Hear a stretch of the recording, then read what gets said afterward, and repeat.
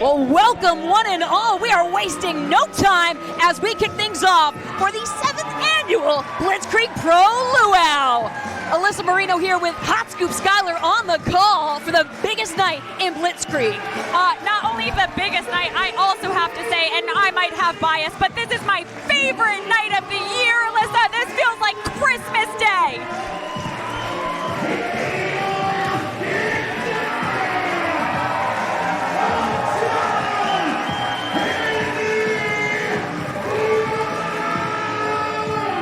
Well, as we get a closer look, the Thick Daddy has broken out the shimmer and the black and white floral for the occasion in the new gear selection.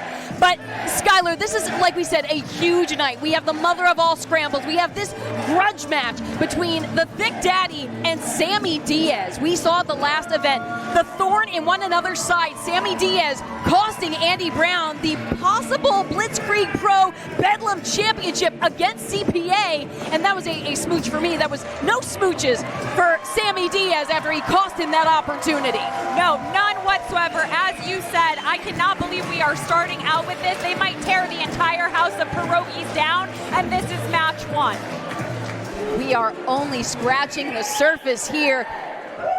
Be sure that you are using hashtag BP Luau as you are tuning in. A major score to settle because it was later in the event that during Sammy Diaz's match, Andy Brown came and distracted him. So there's nothing but bad blood between these two, Sky. Absolutely, taking you back to through being cool.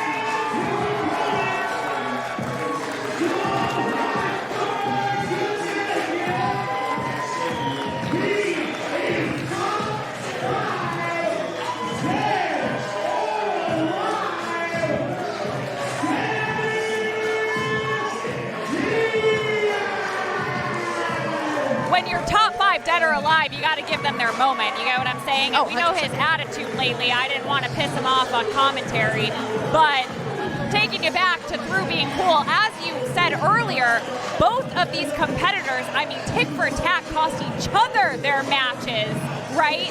There is bad blood here.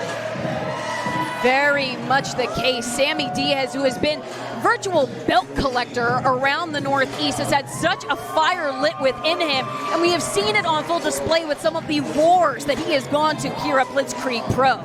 Certainly, but belt collector everywhere else, all over New England, but hasn't been able to do the job here at Blitzkrieg Pro, and his attitude reflects as such.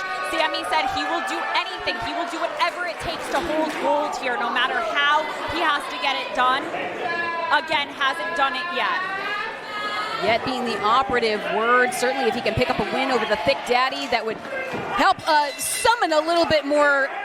Oh, wait. Ooh.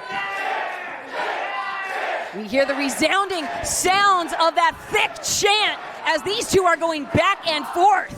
Trading clubbing blows, center of the ring, no give on either end. Now straight for the dome, just cracking each other. So much force, the impact, the frustration. Oh my gosh, Alyssa! Just barreling into one another, full force in the center of the ring in the opening moments of the Blitzkrieg Luau. Well, we had a feeling here gloves would be off. I'm surprised we didn't get an early KO there with that absolute hot. And a pounce! Sorry to interrupt you, Sky. No, please do. But action happening faster than we can keep track. A swift uppercut from the Thick Daddy and a clobbering blow. Now a double underhook sending Sammy out to the other side of the ring. Andy Brown just an absolute brick wall, sending him across the ring in that pounce, again with a double underhook toss. And now opening up the chest, a top 5 dead or alive. Seems to be mixed reviews here for the Blitzkrieg faithful. They want another. Oh, and only too happy to oblige is the Thick Daddy. Sammy Diaz cradling the chest as more chance. Wait a second though, reversal. Able to duck is the Thick Daddy. And now sent over the top rope. crashing out to the hardwood floor at Thompson Hall. That is that brute force we were just alluding to, Alyssa. I mean, the absolute strength and power from Andy Brown.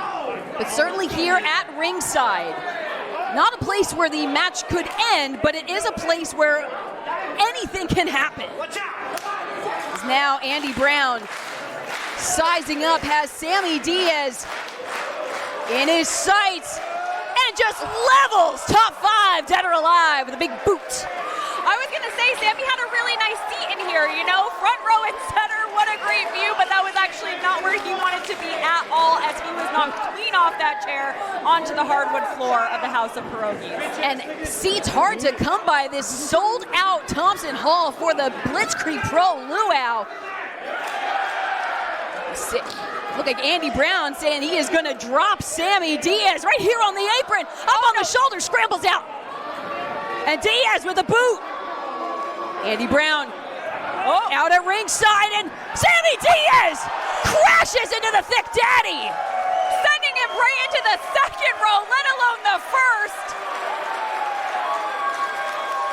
Action is right in the seats of the fans here at Thompson Hall. Couldn't agree with you more, Blitzkrieg faithful. Thanks to our friends that are also watching at home over on IWTV. Thank you so much for joining us. And now stomping a hole in Andy Brown, and God, that swift kick to the spine. Off of the ropes goes Diaz. Double drop kick. Right to the shoulder blades, the neck, hooks the legs. Looking to, only a 1 count. And Andy Brown cradling that lower back. And Sammy Diaz, such the cunning competitor. Certainly. I don't know if Thick Daddy was impressed by that. Asking for more. Well, Sammy Diaz, showing how it's done. Sammy Diaz really has the attitude of anything you can do, I can do better. We've seen that on display multiple times here at Blitzkrieg Pro. Drop kick! Gorgeous! And it connects. And now wastes no time with that cover. Only 2. But look at Sammy Diaz. He's not disturbed. He's not ruffled. Just nods his head, knows he has to continue on. But now that exposed back in the double knees. Half and half drops Andy Brown. And now once more with feeling, Sammy Diaz. Not enough. You can see the Thick Daddy is reeling from the offense of top 5 dead or alive, and now that shin lock. Searching for purchase here, Andy Brown trying to keep his wits about him. Now in a position like this, it compromises the air supply. It can be so disorienting.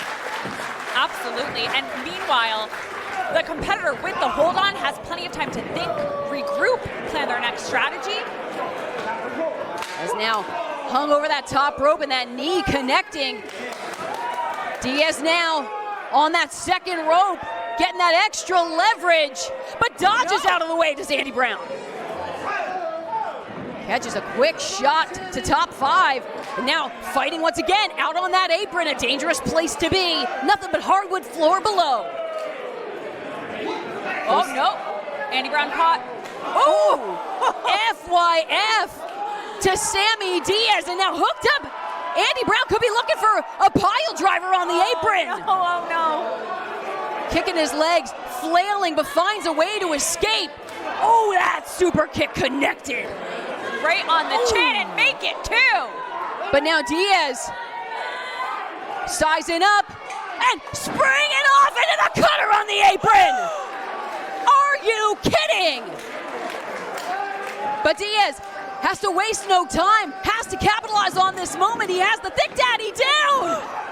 2 count only, according to ref Bill Thompson. Couldn't have been closer, but if you noticed, Alyssa, Sammy Diaz did land pretty hard on the floor, so he had a further way to make in to get to that cover. That millisecond could have made all the difference. Definitely a sacrifice play on that maneuver. Not only the sting of the apron, but the hardwood floor below a Thompson Hall. And that headbutt, another sacrifice play as Andy Brown rubbing his noggin here. Quick kick upside the skull. Sammy Diaz now gets Andy Brown. Up on that top turnbuckle. Oh, Andy Diaz. Whoa. I mean, Andy Brown, excuse me, in a bad way. Wait a second though. Looks like Andy Brown has hold and dropping Sammy Diaz! Super power bomb! But look at Andy Brown clutching the knee.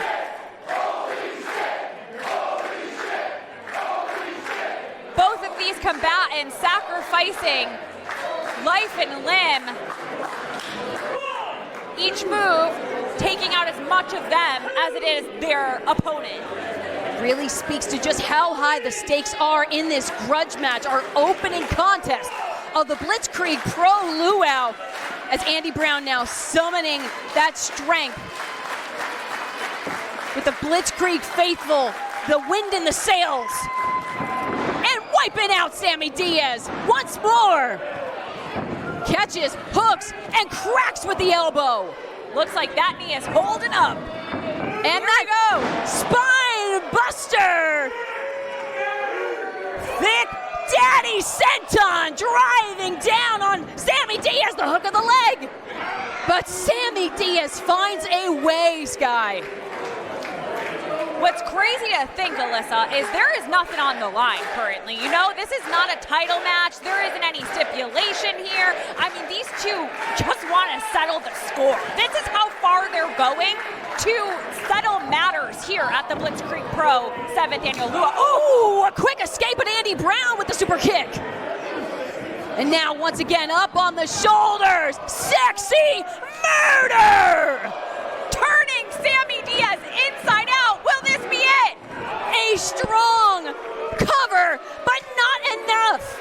It's like you said, Sky, a title is not on the line, but that score to settle is so strong, the bad blood so fierce that it's boiling in the veins of these competitors. And Andy Brown now brandishing the iron. We know that that diving elbow strike spells a finish him. Oh, wait, dodges to Sammy Diaz. Rising knee from Andy Brown out of the corner. Springing up, but whoa, no. Could have been looking for that rebound cutter, but instead, a trip to cheeky Nando's. Sammy Diaz, look at the power! No way! Stacks the shoulders of the Thick Daddy, but Andy Brown says no. Closes the gap with a running knee. That could be it. That could be curtains. What? How? But Sammy Diaz, not to be deterred, rolling right through the top rope. We are seeing vintage Diaz. Can he hit it? And the frog splash! But doing the damage to himself as well in the process. Now the cover out. One! And one! How? Unbelievable action here in the Luau. Sammy Diaz looks like he just saw a ghost. He can't believe his eyes. As Sammy Diaz now with the beatdown on Andy Brown, but Andy Brown, he's shaking his head in defiance. And a slugging blow just socks Sammy Diaz. And the fans here in the Thompson Hall shouting, he's too thick, as now up on the shoulders once more. Ooh, that kick connecting, but that one connecting as well. Off of the ropes, no, catches him there. They are tick for tack. Sammy off the ropes, bypassed by Andy Brown into the snap German. The Thick Daddy howling, but cut off at the pass by Diaz, who springs off the rope, but he's caught. Caught again. And driven down, just chucked him. Cracks the kick to the side of the face, and now hooks up both. Tiger bomb! And that's gotta be it. No! The same question we're asking, how is happening on both sides of this equation, as now the elbow pad comes off of the Thick Daddy, looking to finish him. And that one connected. Oh, that has got to be it now. Hooking the legs. All she wrote. What? Sammy Diaz kicked out a finish him, Sky.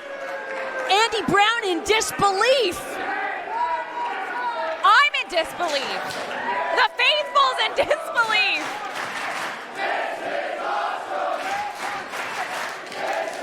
The Blitzkrieg Pro faithful showing their appreciation for this absolutely incredible matchup. Let's remind you all watching at home, this is match number 1. This is how we do things at the Luau. And now Andy Brown says, it is time to put Sammy Diaz away. He's looking for the package pile driver, reversed by Sammy Diaz. The shoulders of Thick Daddy are down. Andy Brown finds a way. Oh, that kick, crack right to the chin. Oh, hooks up, and now, wait a second, look at that sunset flip. He's got him, their shoulders are down. And that is it.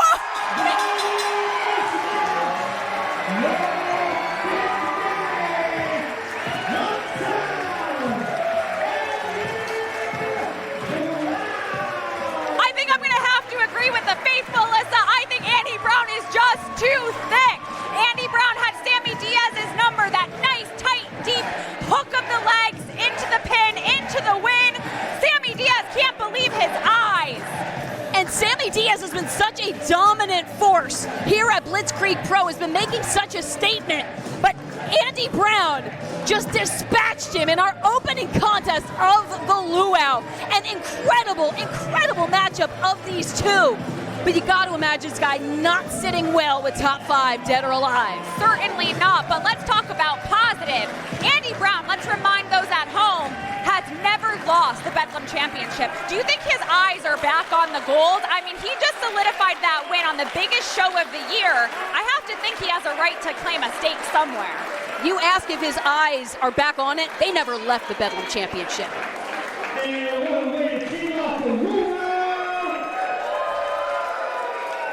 You guys ready for this one? The following match is the Mother of All Scrambles. Every 90 seconds, someone will be playing the match. A competitor can be eliminated by holding the top rope, pinfall, and submission. The winner of this contest will receive a contract with the Bedlam Championship shot for 365 days. Well, as you heard, this is another match style that Blitzkrieg is very well known for. It is iconic, especially here in Thompson Hall, the Mother of All Scrambles. Hey, it's Spike from wrestling. We got our first entrant, Alyssa. You are right, Mother of All Scrambles.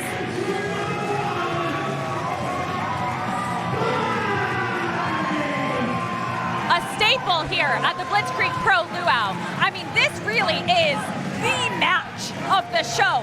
And not just because I'm so excited about the competitors, doesn't necessarily matter who's in it. This is staking your claim. We were talking about having your eyes on the gold. The winner of the Mother of All Scrambles gets a championship opportunity. Now, they can use it for any existing title within Blitzkrieg Pro. If they're in a tag team and want to use it for the tag team titles, they could use it there. We have a new Jensen Scramble Championship that is going to be in existence in the next few weeks. We'll see the final of the tournament. They could challenge for that. There's many options here. And of course, that precious Bedlam Pro Championship, which we will see on the line tonight between CPA and Krule. Be sure you're sticking around for all of the action. Hashtag BP Luau.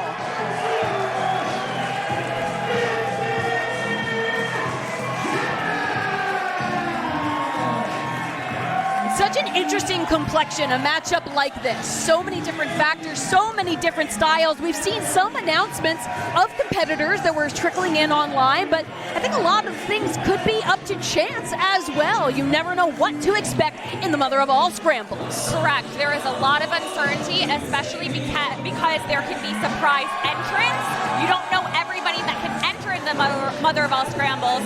The ones that are announced you can prepare for, but you never know. We've seen returns, we've seen debuts. There's a lot of factors here. What kind of, I hate to say a disadvantage, but being the first two entrants, definitely, it's not in your favor. No, clear disadvantage, honestly, but that's the thing, there's so much uncertainty. This match can be very quick. It depends how many you're going to enter. You never know the number. You never know how long this is going to be, but you have to say, right, there is a disadvantage starting off first. We have Spike at 50 cal. already such different personalities, such different styles, sizing one another up. You've seen both become such staples here at Blitzkrieg Pro. Got 50 cal, a lot of power on his side, and Spike, those heavy strikes, really lethal competitor. Absolutely. And Spike came out, and I was like, whoa, the faithful love Spike, right? And then 50 cal come up. I'm like, oh my gosh, two of the most beloved combatants. 50 cal saying, no, that's not going to work. You're not going to get me up and over the top rope. As now, wow, Rana from Spike, and our countdown beginning to welcome the next combatant. Big boot right to the jaw. 3, 2, 1. And oh! Blown away as Will Strauss enters. And Tristan Kyle?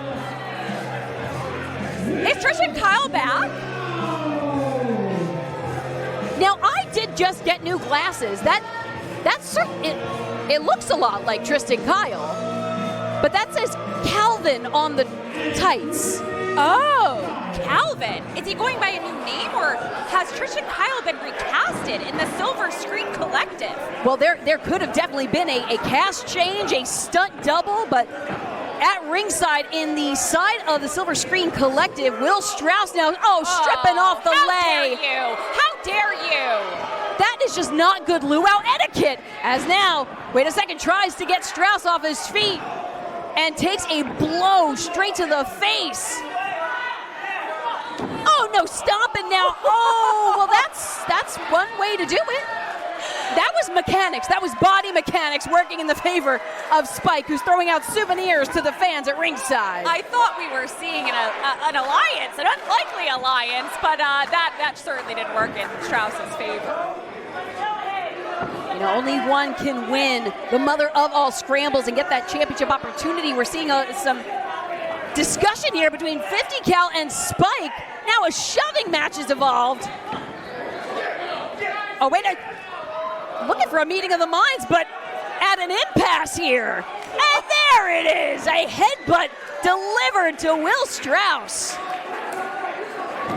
Will Strauss already trying a few different tactics here, right? Nothing has sufficed thus far. Nothing has panned out. As now our countdown starting again, more competitors entering the fray of the Mother of All Scrambles.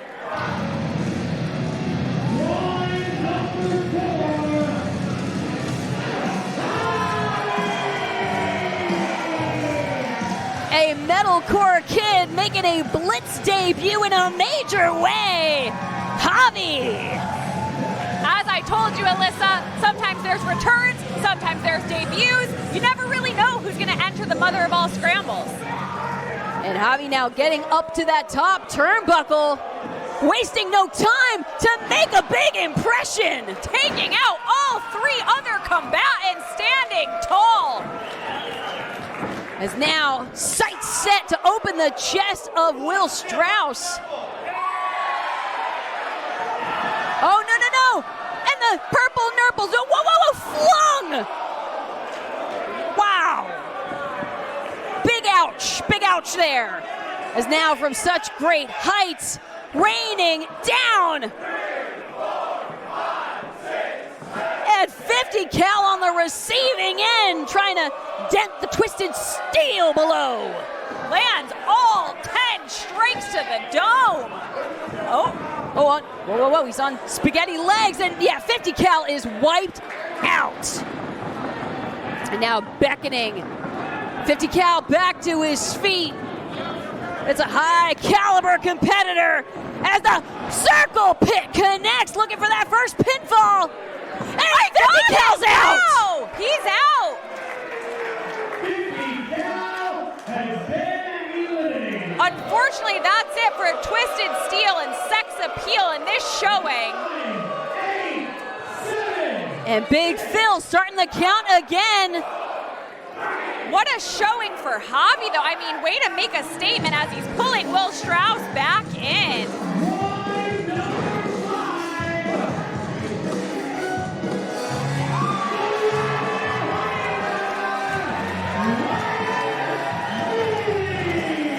Sky, you had mentioned that Jensen scramble. This is someone that has qualified for that scramble match we'll see later this summer. Wait, he's going straight for the muddler! The muddler connecting! We love seeing a festive honey badger here at the Luau. Oh, maybe two! Muddling the rear of Strauss. As now Spike trying to sneak up on the honey badger. Able to escape, able to dodge. What? Spike! Giving Mooney a taste of his own medicine. I said expect the unexpected, the mother of all scrambles. Let's add that to the list. Catches himself, does Mooney. Springing off once again. Quick bypass, don't blink, you might miss him. Rear waistlock wrapped around, and that wheel kick connecting. Straight to the face of Spike from wrestling. Now, not knowing everyone who's going to enter yet, Alyssa, I've got to say, I think that Ryan Mooney has the advantage here, being one of the most, uncaged, difficult to plan for opponents there are here in the Blitzkrieg Pro roster. No speed, but fast. No direction, but forward for Ryan Mooney, that is for sure. As Spike adding a little decor, feeling the Luau spirit. Spike with that incredible striking capability just on display with Ryan Mooney. Javi still in this though, looking to help Spike. Yeah, both trying to eliminate Ryan Mooney from the matchup. As Strauss doubling over Javi in the corner.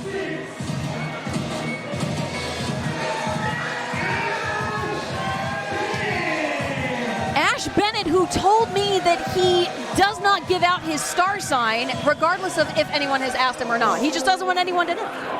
Really? That's rude. Well, fun fact. Very mysterious. How are you supposed to know who he is as a human being otherwise? Well, gonna show you in the ring. As now trips up the leg of Spike. And Ash Bennett, full head of steam. Wait a second, Spike with clever reversal. No, I spoke too soon. Ash getting Spike off of their feet and planted down with a bridge. The shoulders are down, only two.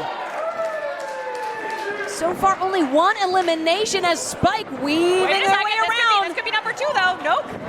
Able to untangle and drive in that knee. Holy hell. Wait a second, quick roll up. Another for Javi. Not so fast. So close. Crack upside the skull for Ash Bennett. Ash Bennett, having been through being cool in that last chance qualifier. Strauss was trying to evade, and that did not work out well for him. The steel post unbudging.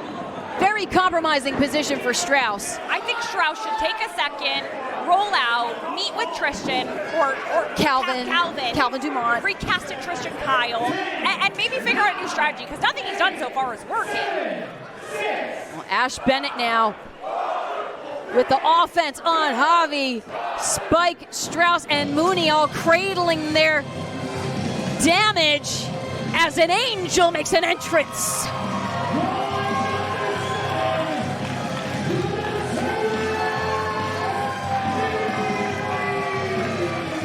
Giving us the aquatic vibes of Chapel Roan's casual music video. The Angel of Pro Wrestling, another qualifier for the Jensen Scramble later this summer. Think about how incredible it would be, Alyssa. Imagine if either Ryan Mooney or Notorious Mimi won the Mother of All Scrambles and won the Jensen Scramble Championship. I mean, they could go and seek another piece of gold here at Blitzkrieg and reign at the top of the mountain. That would certainly put a huge advantage, as now the boots are flying. This Angel of Professional Wrestling looking like a nightmare to the combatants in this fight. Knocking down one combatant after the other, but Ash Bennett. Ooh! It was like a Ushigoroshi, that neck breaker is now. Oh, Mimi able to kick out.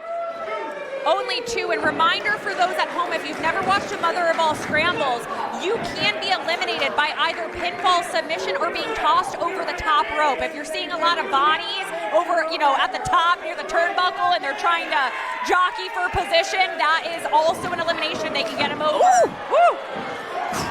Whoa! Out of the heavens, Mimi. Oh, wait a second. Up in that position, Ash Bennett slammed down with the angel wings. Mimi with the cover, and Ash Bennett's out.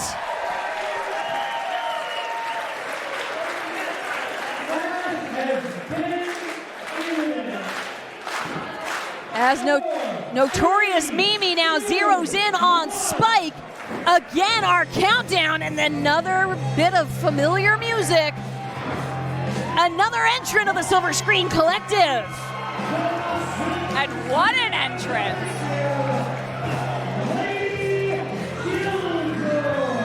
Now, something to note, we're used to seeing Lady Killjoy being accompanied by JGeorge. She is the muse of the visionary director. Correct me if I'm wrong, but I feel like this is the first time we are seeing Lady Killjoy approach a matchup flying solo. Yeah, set free, so it seems, although you never know with the Silver Screen. I mean, I don't trust anything. JGeorge might be right around the corner, right? Ooh, definitely has eyes on his muse. Oh, driven down face first is notorious Mimi, and now taking Spike on a joyride. Wow, the strength of Killjoy. And a little bit of dropping the elbow there. I thought was going for a cocky cover, but instead dropping the elbow in there, the embrace. The Silver Screen Collective united in the ring. We had said none of the strategies thus far for Will Strauss came to fruition. Oh God, look at that deep choke. Oh, wait a second, no! Biting the arm of Lady Killjoy, who now has to get like several shots for rabies, and so does Will Strauss. But not to be sated, Ryan Mooney once more.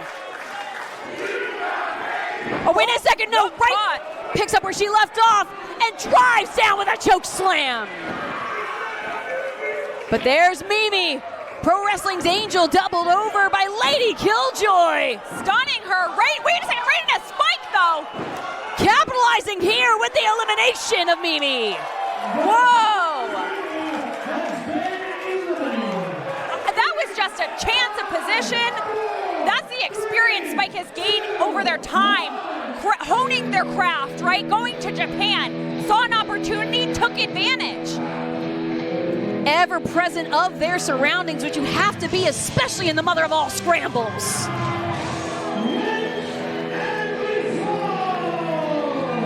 Eric Cha-Cha and Handyman Jake Gray entering as a team. We're not used to seeing cohesion. It is usually every combatant for themselves, but Wrench and Resolve entering the Mother of All Scrambles together. I mean, this is a plan I can get behind. Oh my gosh! As Wrench and Resolve standing tall, knocking the taste out of Will Strauss' mouth. Oh my God, wait! Oh, that could have narrowed him out. Wait, Lady Killjoy's eliminated! But Jake Gray still hung on. Our officials at ringside confirming Jake Gray has not been eliminated, but now coming to the aid of Eric Cha-Cha. And now setting up Will Strauss for total renovation. The cover for Wrench and Resolve. Oh, Strauss is out. Oh. You know what, for a second, I thought, this is interesting. We've got two teams in there at the same time, but Wrench and Resolve made quick work of Strauss. Oh, and wiping out Tristan/Calvin Dumont on the outside, the recasted Tristan. I don't think this is what Silver Screen anticipated of this matchup, but as you said, expect the unexpected. You never know. We have a team coming in as the same entrant in the Mother of All Scrambles. Do they know there can only be one winner? I don't even know if they care. But the thing is, it really doesn't matter, because if they want to go after the tag team championships, only one of them has to win to cash in. This might actually be a great plan. That is a very good point. As we welcome back, I can tell from this music, as we saw in the Rumble, Jay Karma, ever the viral sensation, with over 3 million fans watching at home. That live stream on the phone of J Karma Broadcasting. But wait a second. Why? Wait. Who's behind? No, Sammy Diaz was behind J Karma. What? Are you kidding? What is his problem with Jay? Does he have a problem with Jay? No, can he do that?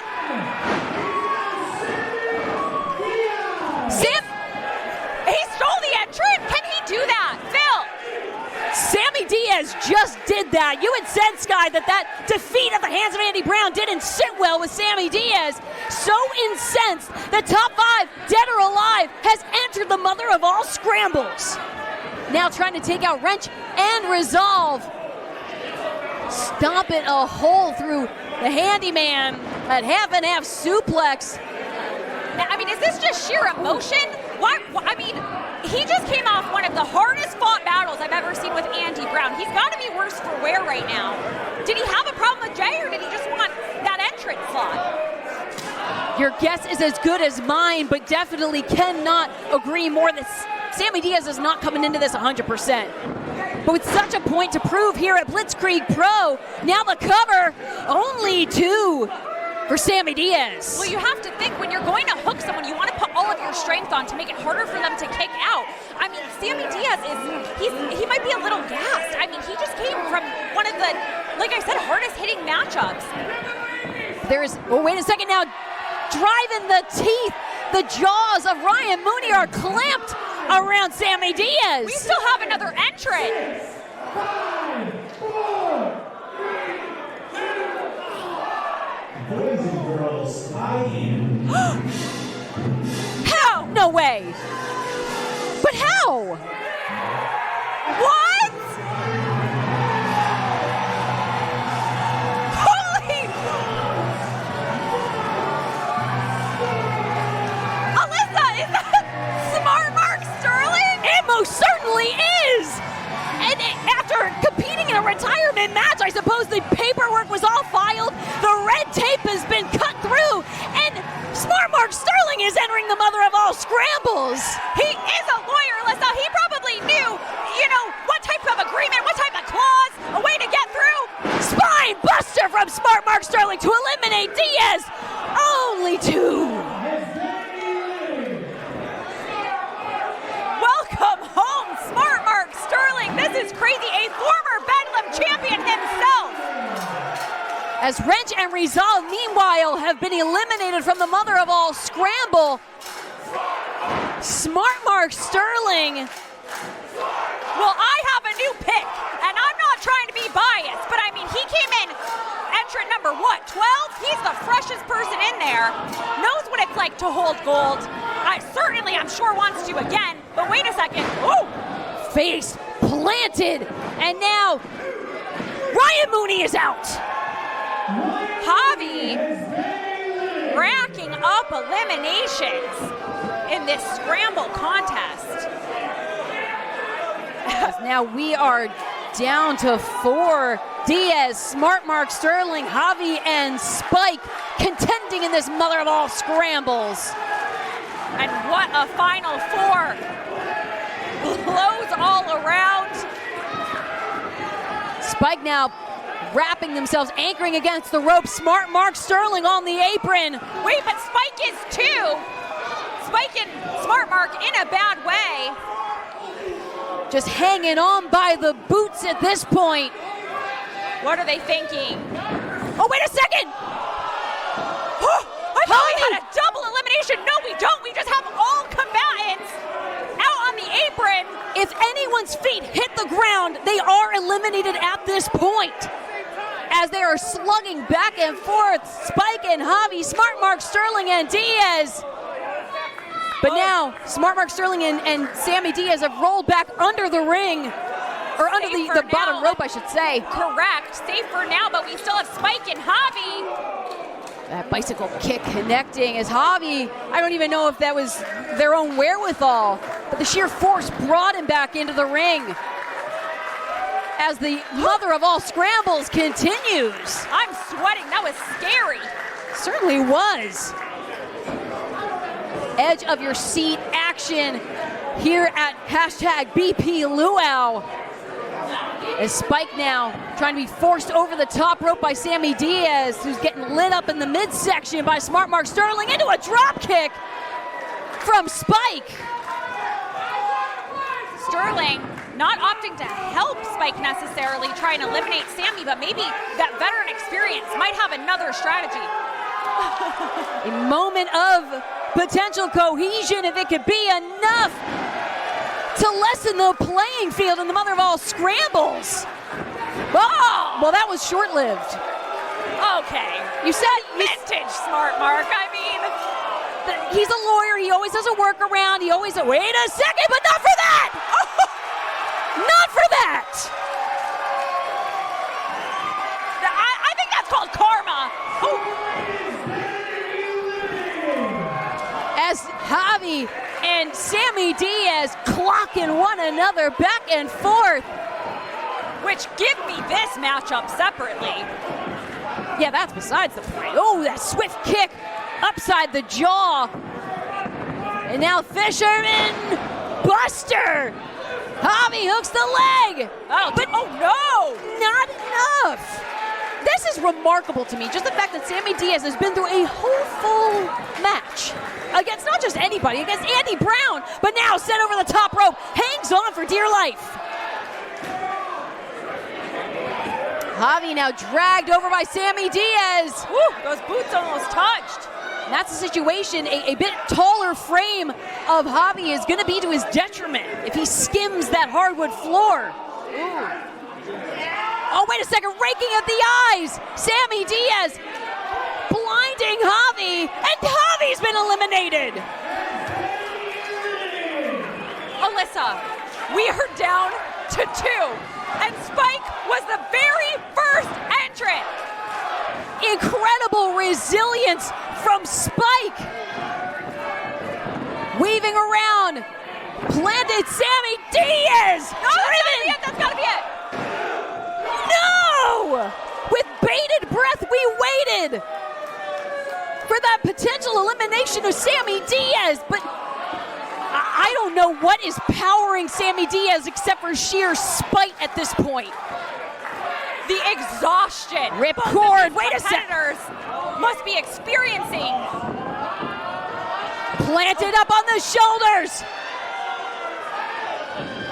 Take it down to the mat. Oh no, that's gotta be it. And Sammy Diaz has won.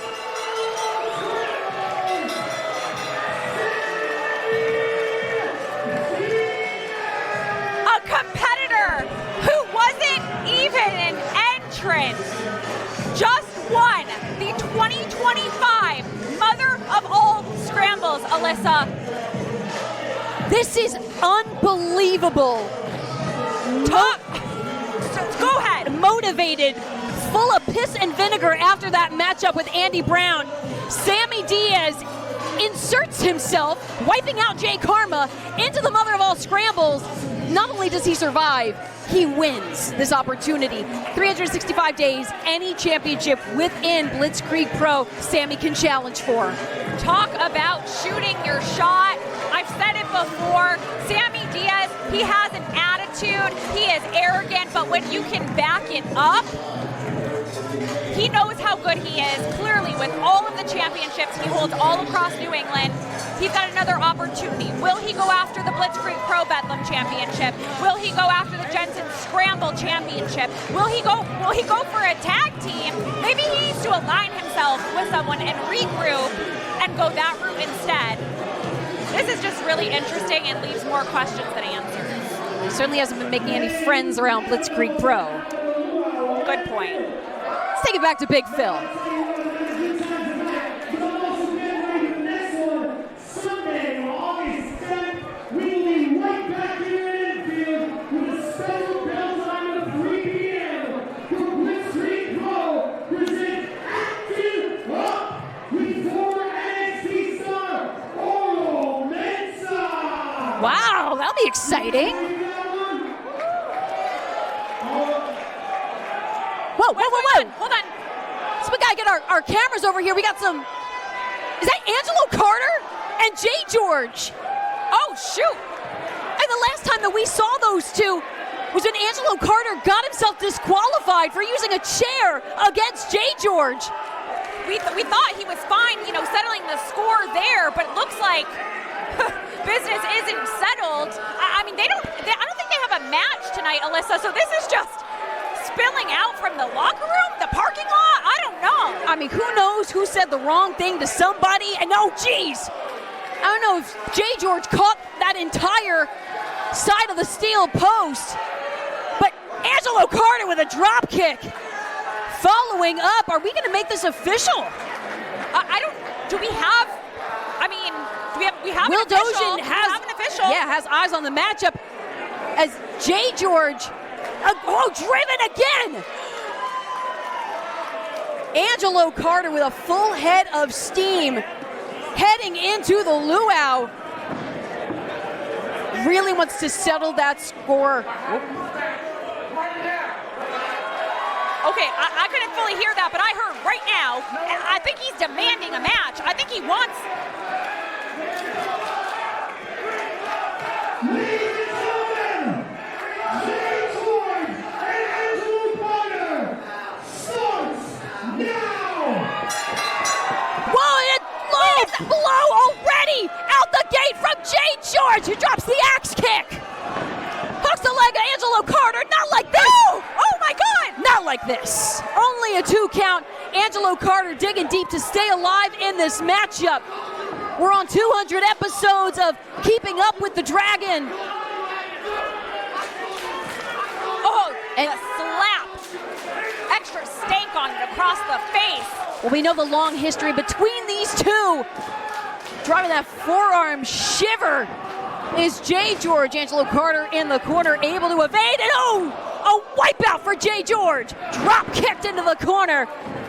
The Diamond Dragon driving those knees. And charging through. Woo. All the way through and out to the ringside area here at the 2025 Blitzkrieg Luau. Angelo Carter, I don't think even had time to get his gear on. You have to think that there must have been some type of altercation. Someone said the wrong thing in the back. Devastating blow from the Diamond Dragon, who wrenches back up and plants. Face first goes JGeorge.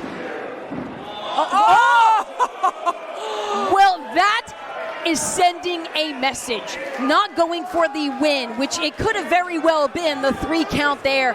Angelo Carter wants to make JGeorge suffer. And dragging him up. Whew. We are finished. Is this match finished? It certainly is. Well, there's the season finale we've all been waiting for. Angelo Carter letting it all out, wrapping up loose ends and closing the chapter. Interesting to know that JGeorge was by himself due to the rest of the Silver Screen Collective being within the Mother of All Scrambles. He had no help. He had nobody to lean on. Angelo Carter with nothing but pride here in the Blitzkrieg ring.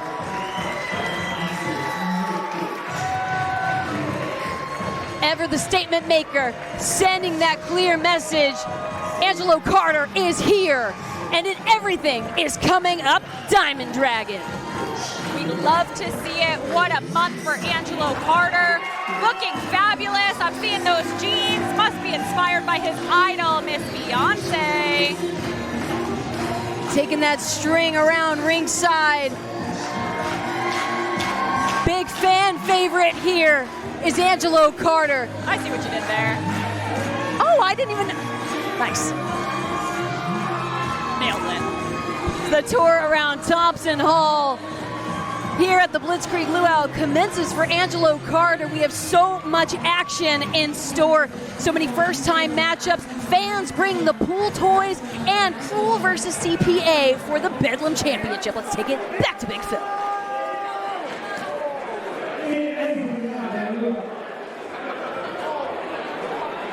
Are we good? Now we're good.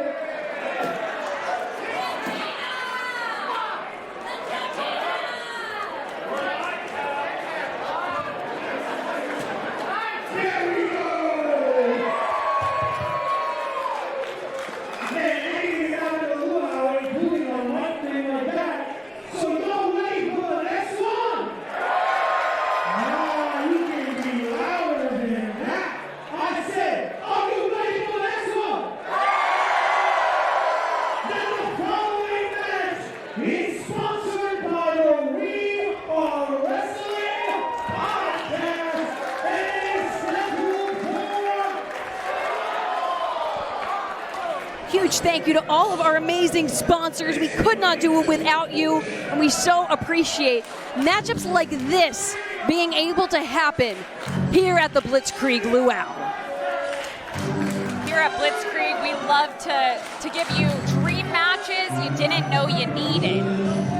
Or nightmare matches. Great point.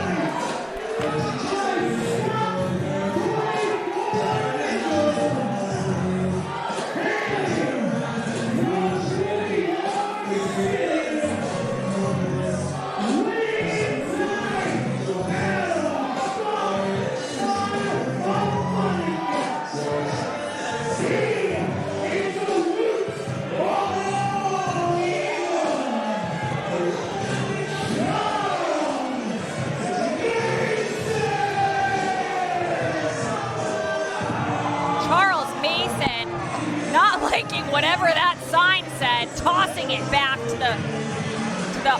those in the audience, tossing a hat. I mean, yeah. Can you see why he's one of the most hated wrestlers in the United States?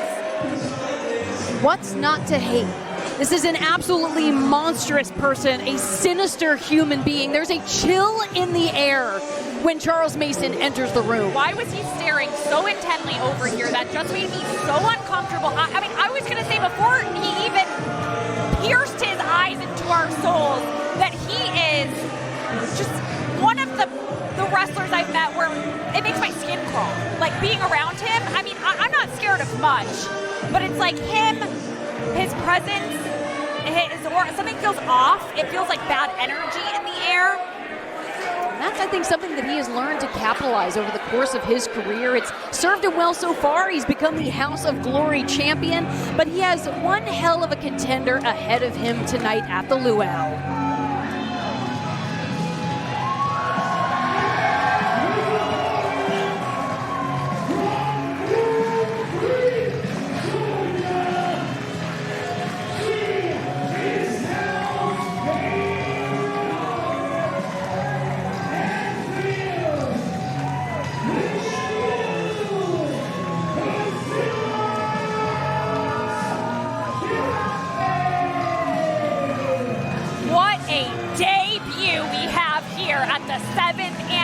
Blitzkrieg Pro Luau. I mean, have you ever seen someone who just fits right in? I mean, we are the land of the misfit toys. Priscilla Kelly belongs here in Blitzkrieg Pro. It is an honor to have her in our ring here tonight.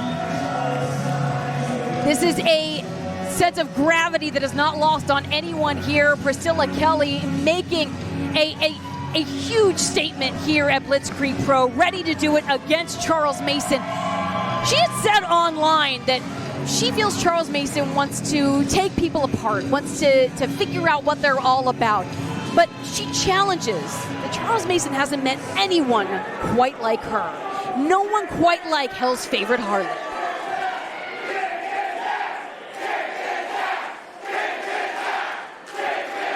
Gritting her teeth with that sinister grin, Priscilla Kelly is only too happy to oblige the Blitzkrieg faithful. You said it earlier, how Charles Mason has learned to capitalize on that uncomfortability, that unsettling feeling, right, that he knows how to exude with his competitors, the mind games he plays with his opponents. Priscilla Kelly doesn't seem phased. Nope. She knows his game, right? And she's a little sick and twisted herself. So there might be a part of her that kind of enjoys this. Charles Mason, you gotta wonder if part of him, I mean, he's such a wise combatant. He's such a cunning competitor. I wonder if he took that challenge from Priscilla Kelly and said, all right, bet. Let me bring it out of you more. Let me, oh, wait a second. Hand around the throat, and Priscilla Kelly trying to put her to sleep early on. But Priscilla breaks away, and he's licking his fingers. What the? Anxious for more, as now Priscilla Kelly licking right back. Yeah, just getting a tongueful of Mason, and Mason looks absolutely just tickled. As now, up and over, both trying to evade one another. The head scissors, and Mason goes flying. Beautiful head scissors. Kelly coming in. Dodges does Mason, sends Kelly into the corner, barrels in, but another quick evasion. High kick connects to the side of the face. Priscilla Kelly, we know she's sat under some incredible learning trees over the course of her career. Crossbody splash into the cover, only 2. I don't think I've ever seen a crossbody with that much velocity. She came in so quick there. And Bronco Buster trying to drive the air out of the lungs of Charles Mason. As Kelly licking her chops. The thing about both of these competitors is I think that they know each other's style, they know what they bring to the table. I feel like there's almost a sense of appreciation. Oh, absolutely. That's what I'm saying. I think there's something that they're having, this sick and twisted. It's almost like fun to them. Yeah, like kindred spirits that are meeting in the ring. Masochists, one would say. One would say. As Priscilla Kelly now bounding off of the ropes. And sprayed in the face by Mason. And Mason now driving face first onto the apron. Priscilla Kelly. I think she's stuck in the ropes. Oh, it comes crashing down to the ringside at Thompson Hall. Our official, Gina, checking on Priscilla. She is still able to compete. Mason kicking her right in the face as she's stuck in the ropes upside down, sending her to the hardwood floor. I mean, look around. The fans are concerned. Yeah, there's a bewilderment as Mason tears up another sign, throws it in the face of another fan. Blitzkrieg faithfully, you got to know what you're dealing with when you buy that front row ticket. Now with a fistful of Priscilla Kelly's hair, challenging our official. Taking his sweet time. Oh, just right to the skull. Mason breaking the count, but just so he can continue his dirty work. And again, just wrenching on Priscilla Kelly. Breaking that count again, working right within the constraints of our official, Gina Monty, and double chops to the back. Did you, the audible gasp from the Blitzkrieg faithful at the sheer volume of the strike. That's probably because her heart just stopped. He just thudded her chest so hard it echoed through this hall. And now just dragging Priscilla around ringside by the hair. For torturous. What purpose? For what purpose? Just to show the fans?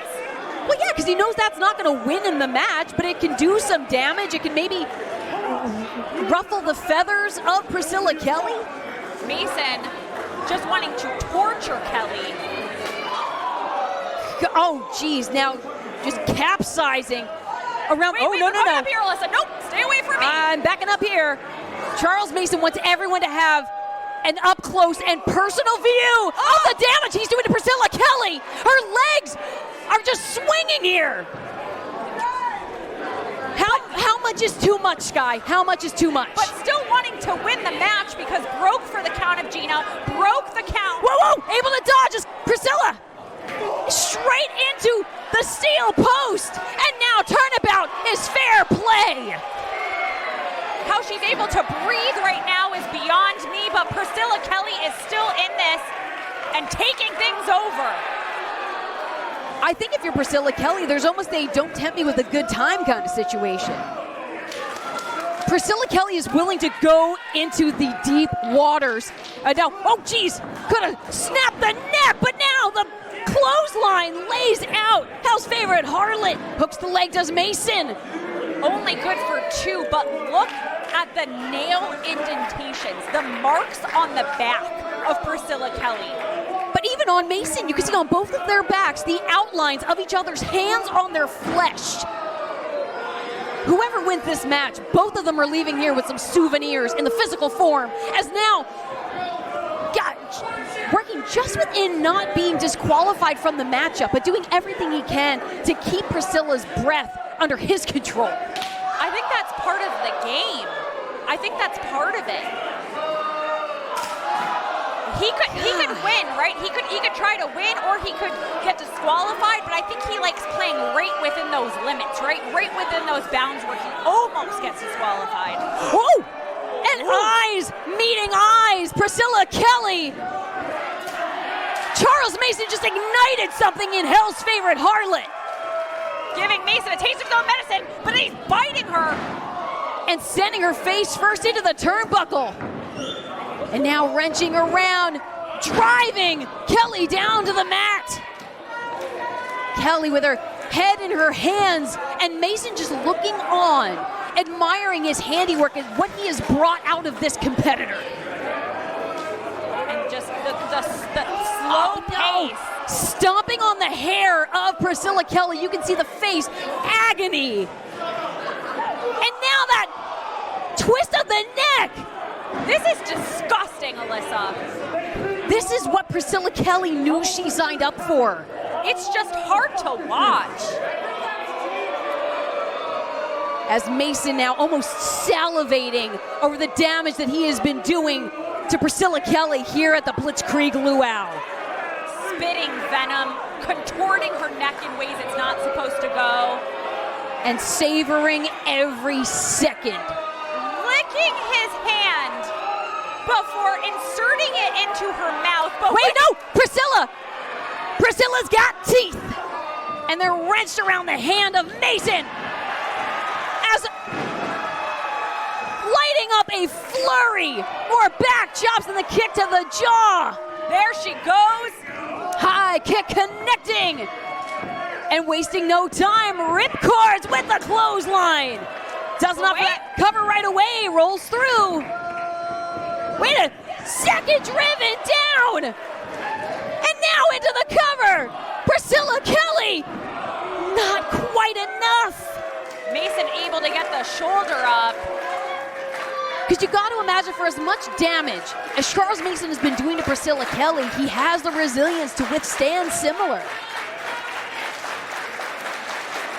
This is a very even matchup on paper when you put it that way. Ooh, gets that boot up. And driving down, but Priscilla Kelly is loopy. Now wrenched up and doesn't waste any time! Mason now! Gina, are you sure she's still in this? I'm not trying to question our official. Crawling, and wait a second! Priscilla Kelly licking her lips, the reversal of fortune. And Mason, surprised but impressed?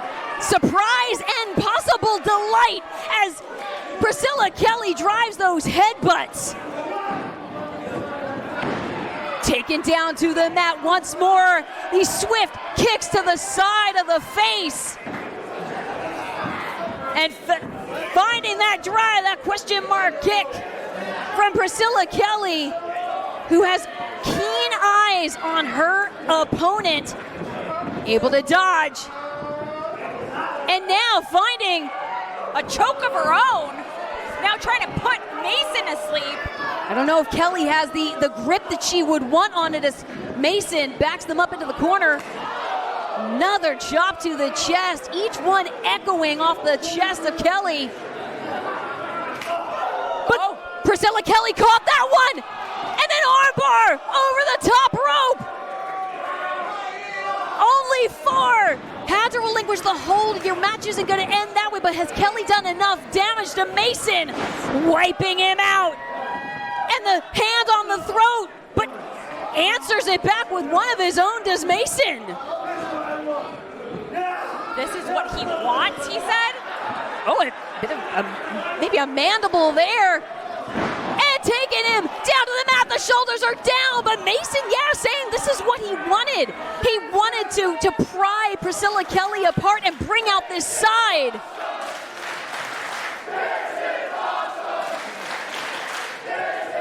He said that the constraints have been on Priscilla Kelly for too long and he wanted to see what she was really made of.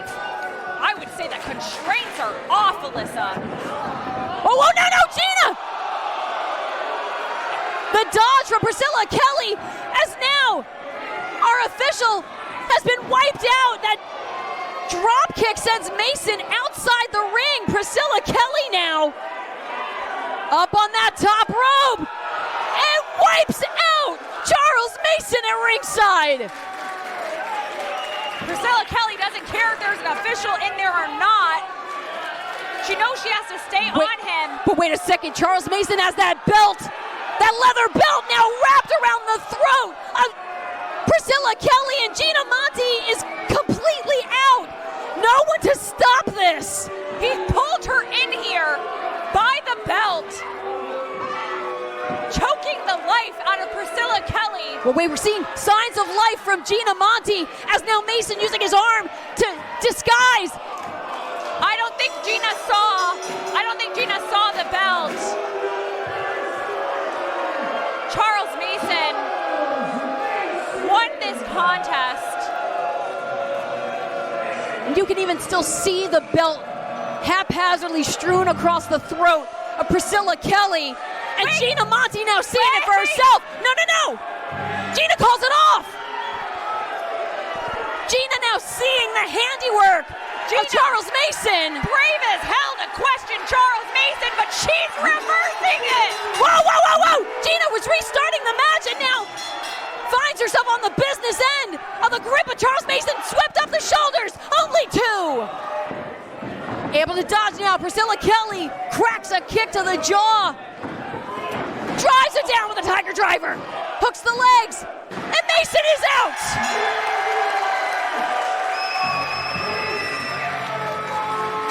I thought she was reversing the decision, but starting the match, continuing the match is even better because now Priscilla Kelly has a win over Charles Mason, a win on her debut in Blitzkrieg Pro, and that's a lot sweeter than just tossing it in. A massive win for Hell's favorite Harlot, making a huge statement at Blitzkrieg Pro in this bout. The biggest night of the year, an incredible matchup between these two who really tested each other's limits. And a show of appreciation in her own unique way with a little headbutt as a cherry on top. I think that's a way of showing mutual respect for these two. Sure. But one thing is for sure, the win is on the books in the favor of Priscilla Kelly here at Blitzkrieg Pro's Luau.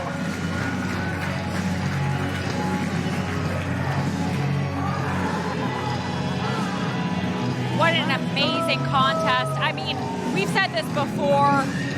This could have been a main event tonight on any card across the states, across the independents. But we have so much more still to come. I mean, we're doing our big one. This is the 7th annual Luau. This is only the first half, y'all. Please let us know what you think using the hashtag VPLuau. Let us know what you thought of that. Were you scared? Were you uncomfortable? Do you know a water break, some tea? Well, don't go anywhere just yet because we do have intermission coming up, but we have an absolute insane match coming up next as part of the Luau, but I need even a moment to just recover from that one. Why don't we kick it back to Big Phil then?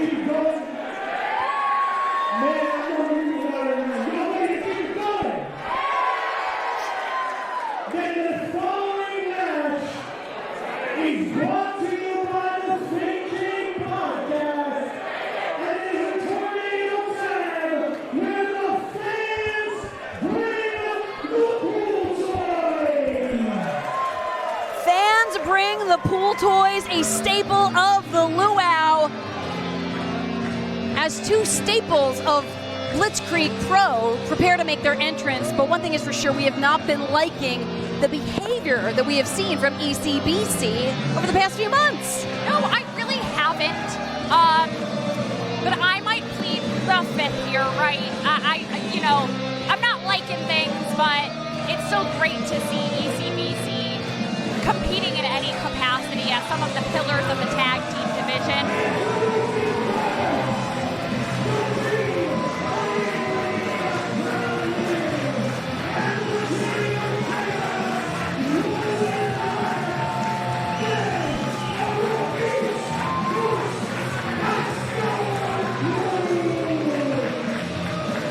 And it had started with a bit of an underhanded shot from Leary about 2 events ago, and then it through being cool, we saw Logan Black betray his two students, two gentlemen that I thought Logan Black considered family, in Kwesi Asante and Joseph A-Game Alexander. But do want to take that moment, a quick little shout out. A lot of love to Jeff Cannonball. We are doing the raffle here tonight for Jeff Cannonball and his family, sending lots of love their way. Still doesn't excuse the behavior of Logan Black that we have seen alongside Leary. And Leary, no stranger to fans bring the pool toys. Actually, the match was with Jeff Cannonball the last time he was in Fans Bring the Pool Toys. So again, shout out to Jeff, to Tara Calloway at home. We love you guys. But first time ever, we are having a tag team Fans Bring the Pool Toys. So if you thought that things were crazy prior, we've got double the bodies, double the action. And look at some of these pool toys. Alyssa, I've seen pool noodles that have, are those tacks or toothpicks or thumbtacks or what?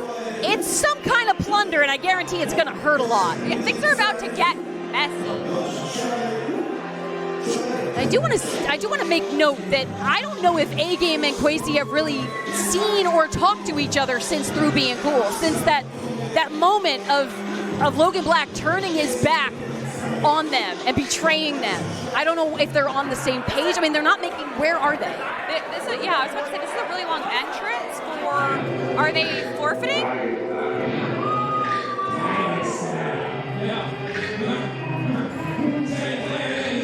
Well, this is different. I mean, A-Game has said that he knows Logan Black well. Maybe.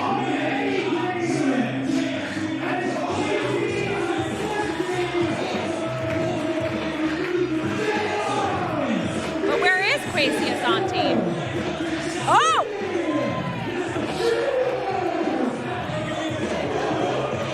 Wait a second. Oh, Kwesi off of the top rope! Well, if there was any question about A-Game and Kwesi being on the same page, it has been answered.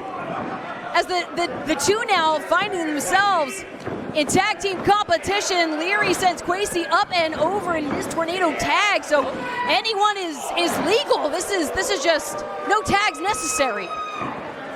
No, and how smart of the Ancestral City Shooters working in tandem right now. Drops the leg, does A-Game. Yeah, divide and conquer. Certainly, and you know what? Logan Black pulled a fast one on them. It's kind of fair game. Really is. Whoa. A threat and a promise from A-Game, but wait a second, the pool noodle in the hands of Logan Black, dragging A-Game out to ringside. Kwesi and Leary tangle up in the center of the ring. As Leary went a little low there, there's clearly no disqualification in this type of matchup. As A-Game's got a hula hoop and around the throat of Logan Black, telling his former trainer and mentor he's not going anywhere. Certainly not. And Logan Black crawling his way, trying to escape the grasp of A-Game. Oh, and a donut-shaped inflatable pool toy as Kwesi is just reeling at the apron. Now Leary and Logan Black. Oh, Leary using that sandcastle. Gonna make mold. an indentation on the top of his dome.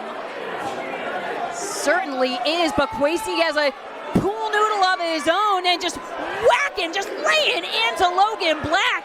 But a quick eye poke is going to dispatch the Ancestral Avenger, the big bison. Oh gosh, A-Game had a foam sword and instead opts for a swift kick to the chest. And for those watching at home, you might think pool noodle, that doesn't hurt too much. Ooh, but you get caught in the eye, you whip it hard enough with the velocity, it can still throw you off your game. Yeah, it becomes less of a bludgeon and more of a whip.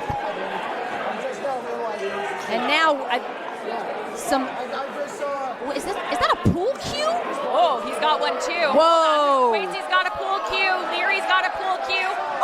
Whoa, it's Pistols at Dawn over here, but instead it's devolving into a sword fight.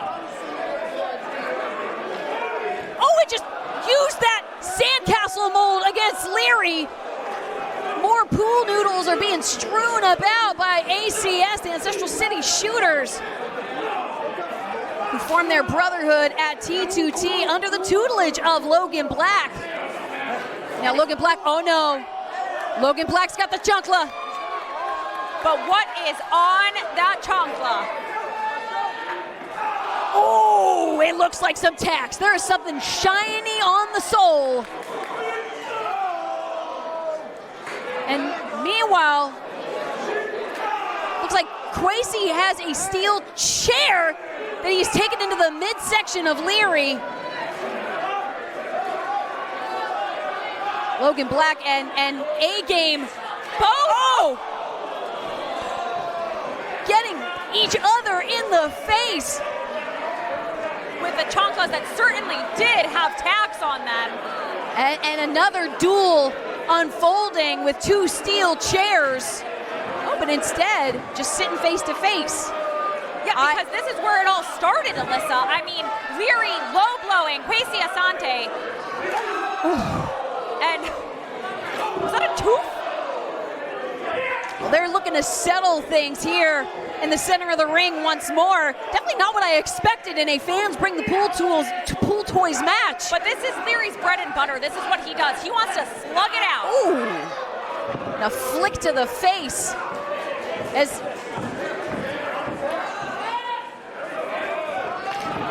that kick connecting and A-Game, or Kwesi, sent spiraling out of that steel chair.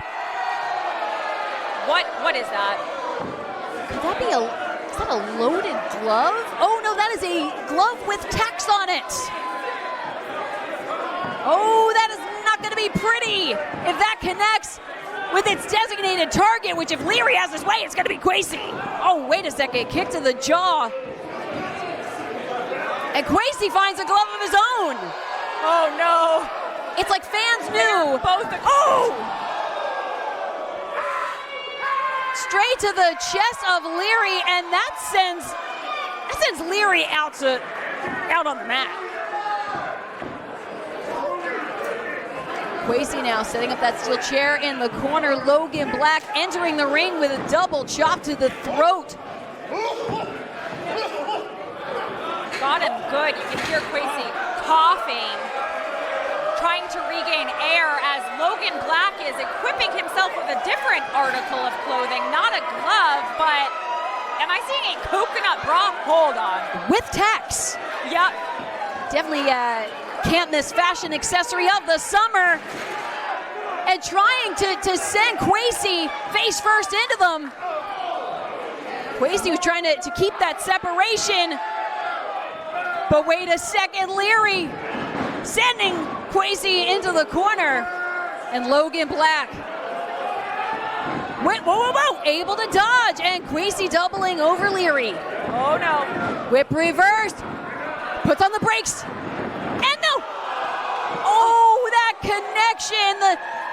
The steel tax. And extra force from Kwesi Asante. Tax inserting into the front of Leary and to the back of Leary.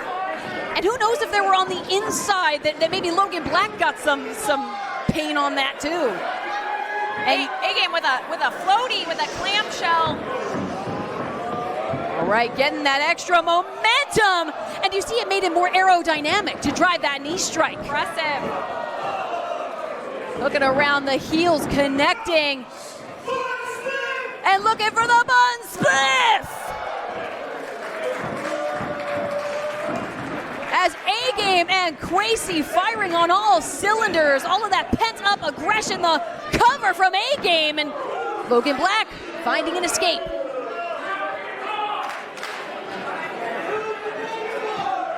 We have Leary back in, trading blows with Kwesi again. And a plastic bucket being wielded now. There's just so much different plunder around the ring. And you got to appreciate the creativity of the fans. The Blitzkrieg faithful really brought it. Oh, swift uppercut sends A-Game off his feet. And now Kwesi, the knee lift from Leary. Vintage Leary connects, sending Kwesi back, but matching with a boot. That extra spring off the ropes, and they have both leveled one another. What a wild matchup, Sky. And you weren't kidding. The fact that the fans bring the pool toys in a tornado tag situation just completely sends everything into chaos. You'd think the king of chaos might thrive in something like this. So far, it's been pretty even and maybe even leaning a little bit more toward Ancestral City shooters, but this might even things up for sure as I see Logan Black. Oh God. no, like getting ready for a barbecue at summertime, a handful of skewers. Oh, wait a minute, look to the right. A-Game's got him too! And I don't think they're gonna make kebabs. Whoa, whoa, whoa. Both trying to connect with the foreheads of each other. We're at an impasse. Trying to stymie the momentum as both of their partners. Oh, good heavens. Kwesi with the skewers to Logan Black and Leary with the skewers to A-Game. Referee Bill Thompson begging them not to do it. Kwesi and Leary. The skewers protruding from the foreheads of Logan Black and A-Game. Oh, and you gotta imagine that just drove those skewers even further in. They're stuck in their heads. There's skewers on the mat. There's floaties everywhere. As Kwesi, Asante, and Leary. Kwesi said that he had gone into nature and made some sacrifices to gain clarity. Now getting a pool to a pool noodle.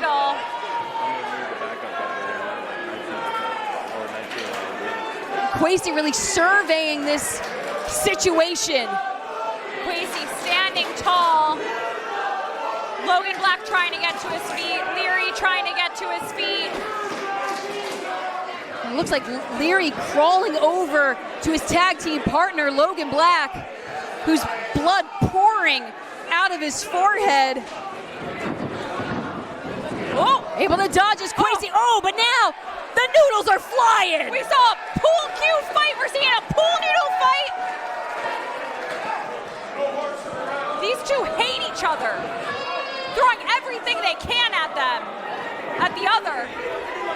Oh, wait a second, but that is a very different pool noodle because that one's got text on the end. Don't get on the business end of that pool noodle.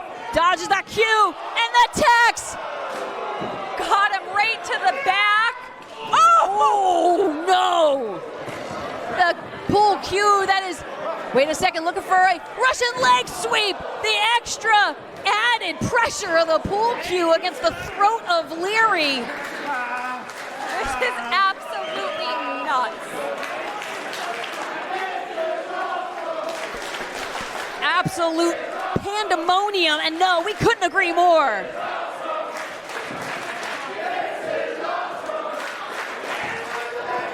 Ref Bill Thompson checking on Logan Black, making sure he can see out of both eyes as blood is pouring out of the top of his head where those skewers were. You could see a little bit of blood around the forehead of A-Game as well, where the skewers had entered his skull. And A-Game, who said he knows Logan Black so well, he almost wasn't surprised by his betrayal.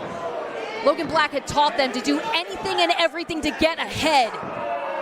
But I mean, you said it before, A-Game and Kwesi were family, but Leary was family first. Those two go back 10 plus years compared to the, 3 of Kwesi, and since they were training under the tutelage of Logan Black, he has way more of a relationship. Wait, Leary strumming a guitar made by one of our favorite. Whoa. Kwesi shoving A-Game out of harm's way. And Leary preparing for a crazy solo across the back of Kwesi. The impact is felt. Kwesi huddled in a heap on the apron. Leary, a front man in multiple of bands, but not necessarily a guitarist, a bassist. Oh, that one! Not surprised he's not sure what to do with it. But this is effective in he's doing just fine. He might not be a guitarist by trade, but he's certainly wielding this guitar like nobody's business against ACS. Changed his mind. Double birds to the Blitzkrieg faithful. And instead, that uppercut from Logan Black and a quick snap of the power slam. Beautiful snap power slam as ECBC has completely taken over. And with the tax spelling out ECBC on the boogie board. The flip side, shout out to Jeff Cannonball again. Oh! Devastating blow with the tax embedded, the hook of the leg, but A-Game kicks out.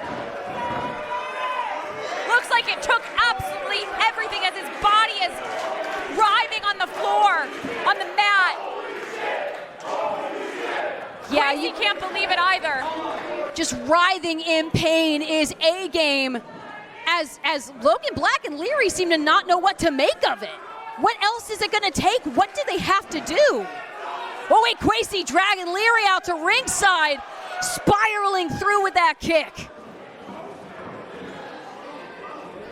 And now, oh wait, Kwesi's got the guitar. Oh, across the shoulder of Leary. His hand, twitching, the hand. As A-Game now cracks a kick to the jaw of Logan Black. Explosive striking from A-Game.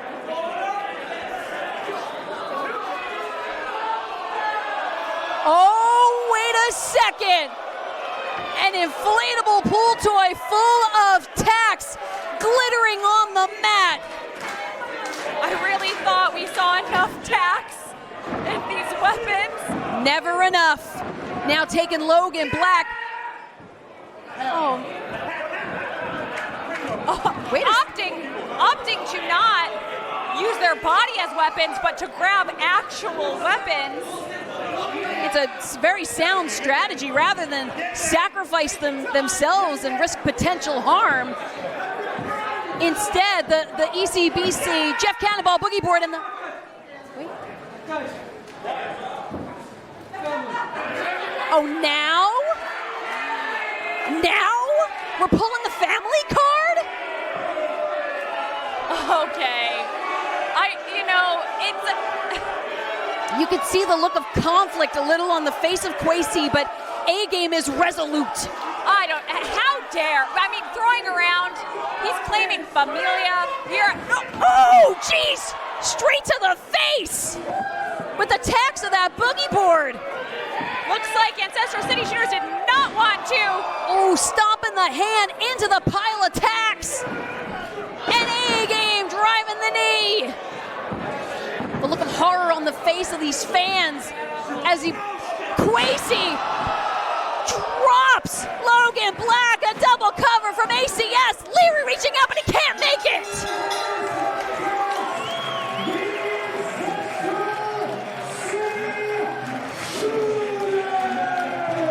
Ancestral City Shooters did not want to rekindle any type of relationship.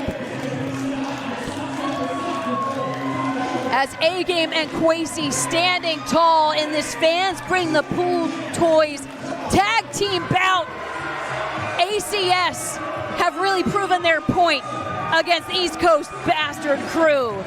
And the Blitzkrieg faithful understanding the assignment.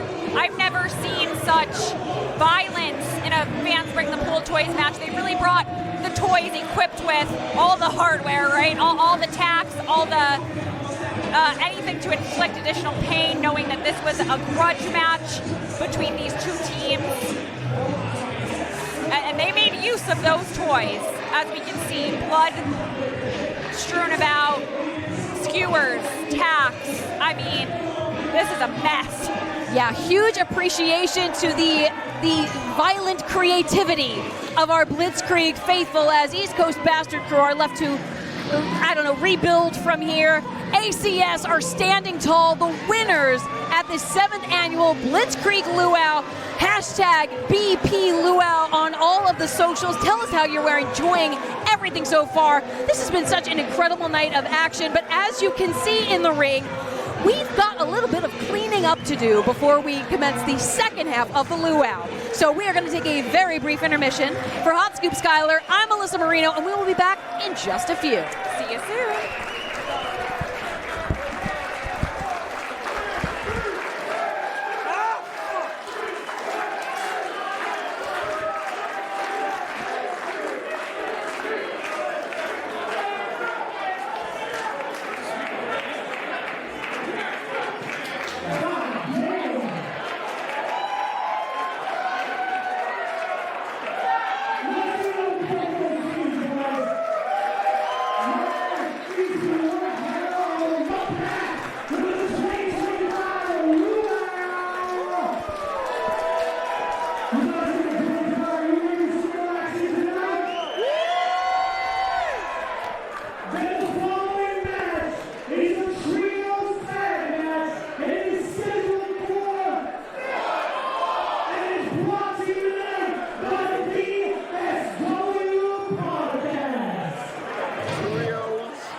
Welcome back to the 7th annual Blitzkrieg Pro Luau. I'm Alyssa Marino on the call tonight with Hot Scoop Skylar. We've just had a raucous first half, and welcome back to part 2. I cannot believe that we even have a part 2. I could have went home, I could have got myself a margarita and called it a night, but we have a whole second half coming at you live now.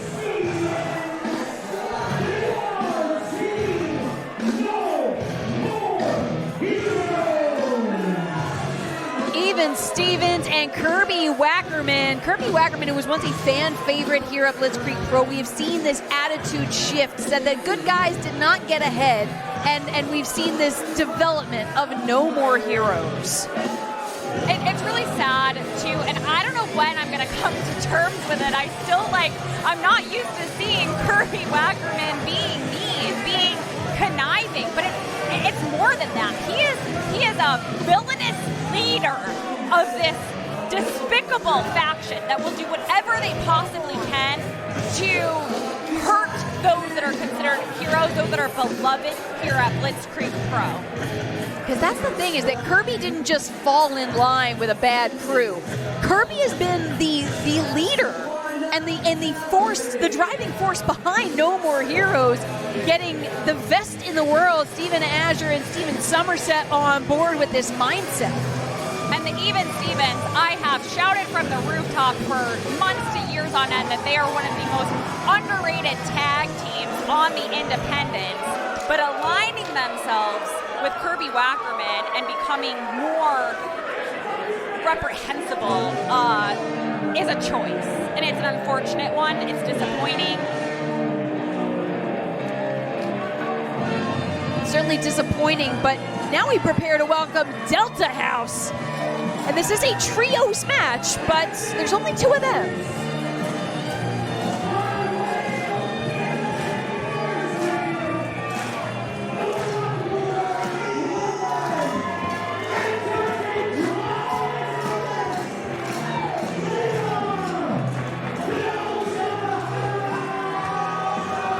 And if my math is correct, that means they are down 1 teammate. So I don't know if they found someone to be able to compete alongside them, or if this is going to be a handicap matchup. I'm not sure if Ref Bill Thompson's all right with that, if Commissioner's okay with that. We got Even Stevens. They're doing the math. They did the same math we did. Oh. Dante, Drago, and Nick Robles have gone over to Perry Von Vicious. We saw online that they were trying to get PVV, the human monster truck, an entrant in the Jensen Scramble. They were trying to get PVV to join them. Perry said no then. He's saying no now. And even Stevens even joked online that this was going to be a handicap match at 2-on-3, with No More Heroes having the advantage. Well, I mean, the thing is, Delta House haven't always had a great showing. Competitively, yes. Sure. But I mean, they've had some despicable antics along the way. Perry Von Vicious is not one to align himself with those that make those type of choices and are willing to, I'm going to say, cheat to win, or, win at whatever cost, okay? Let's say that. That's not so much Perry's style. Definitely not, but we've been seeing over the past few months, Delta House have almost been idolizing Perry Von Vicious. We saw in the rumble that we had through being cool, they both sacrificed themselves in different ways to make sure that Perry could come out on top. Which maybe they're turning a new leaf here. Maybe they want to be under the guidance of Perry. Oh, wow. But I'm sorry, you were saying. I was just going to say that I did speak with Delta House before this matchup, and they had to let me know, they're figuring it out. They're pretty depressed right now. Yeah. And they use that wording because they actually really want to be Perry's friend, not just teammate, not just in a faction with Perry. They really like him as a person, and they want to be his friend, and he's not reciprocating and doesn't care for that type of relationship. Yeah, Perry's being very cautious as he's monitoring the situation with Delta House, but now Nick Robles reversing that pressure of Steve Somerset. Somerset weaving his way out the back on a roll, but Nick Robles, rolling straight in, but wait, scrambling for position, gets the shoulders down, rolls through. Trying to just maneuver around each other, slammed through the canvas. Nick Robles, not enough. What a way to start things off, though. And Nick Robles putting his lei right back on. Ever the festive. Yeah, you can't, no matter what. No matter what the action, you can't lose track of the leis. And looking now for the double body slam. Dante Drago is the best. And Nick Robles, now wait a second, here's where that numbers advantage, but quickly neutralized by Delta House. They don't even need a partner, apparently. I mean, apparently they're doing just fine on their own. Although it's early, we can see how fast things change. But for a team that's been so well aligned as No More Heroes, especially here at Blitzkrieg Pro, they've been a force to be reckoned with, as now they're huddling up on the side, trying to maybe game plan over here. Wait a second, Delta House has gone over to the other side, and they're trying to have a little conversation with Perry Von Vicious. I mean, even if Perry doesn't join the match, can he maybe give some advice? Can he help get Delta House that push, that inspiration that they need against No More Heroes? Perry's a very hard worker. Have you seen all of the toys he has recently created? Oh, quick! Just sneak attack from even Stevens to Delta House. I was going to say maybe he wants a night off. However, I don't know that he can stand by this either. As now Kirby was getting right in the face of the human monster truck. Meanwhile, Delta House is being dispatched at ringside. Oh, wait a second, quick reversal of fortune here. As well, Kirby Wackerman is having words with PVV. Delta House are trying to neutralize Kirby Wackerman. Delta House protectors almost. Oh, and bestowing their leis upon the human monster truck. It's always a festive time at the Luau. Use the hashtag BPLuau. Perry grateful for the sign of love, appreciation, friendship, but he says, I'm gonna go. I'm kind of all set with this. Yeah, still like shrugging off Delta House. But Delta House now have Steve Somerset in the ring. Dante Drago trying to trip up one of the best in the world. Such incredible agility from both competitors. But Drago getting the better with that drop kick. Hooks the leg. And you can see now, not one, but two team members were ready to potentially have broken that up for Somerset if he couldn't do it himself. Yeah, the numbers games are still here. And with one extra teammate, one person can always stay fresh. One person can be and strategizing, as I was saying. Well, wait now, Steve and Azure dumped at ringside as Kirby Wackerman was distracting Bill Thompson. And now Drago tripped up by the vest of one of the best in the world. And Steve Somerset into a cover, but a quick kick out from Drago. Tag made. Azure picking up for Somerset as the two keep each other fresh.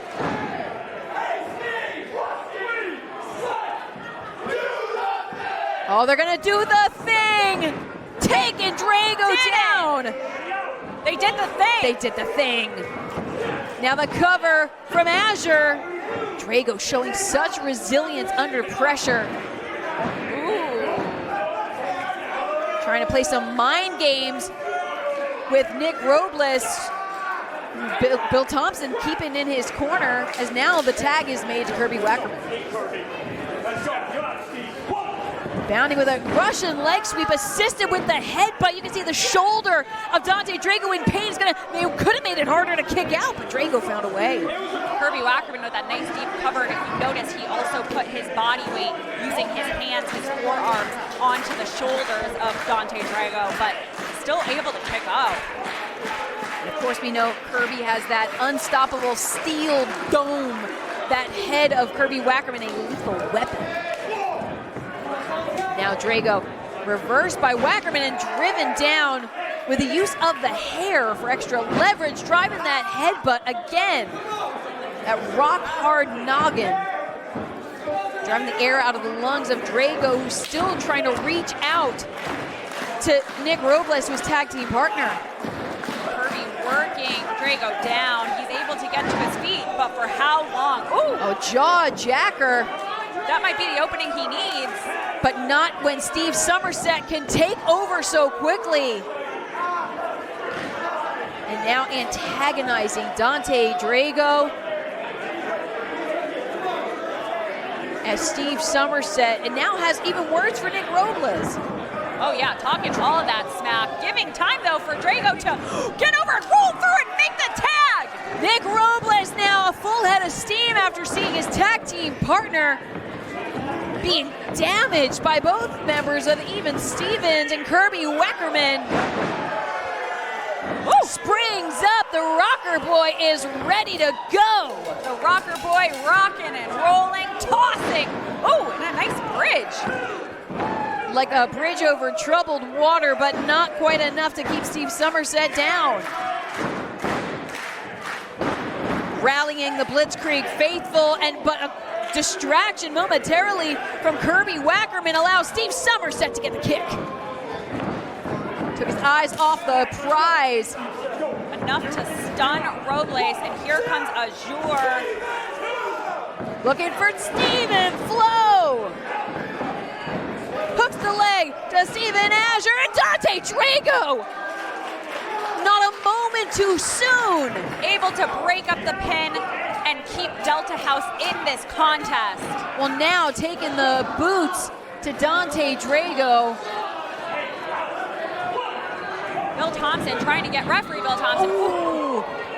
Shoulder first. We saw that shoulder that had been on the brunt of the headbutt from Kirby Wackerman, now collided with that steel post. The tag made as Robles is sent face first into the mat. Whoa, wait a second! That's a human monster truck!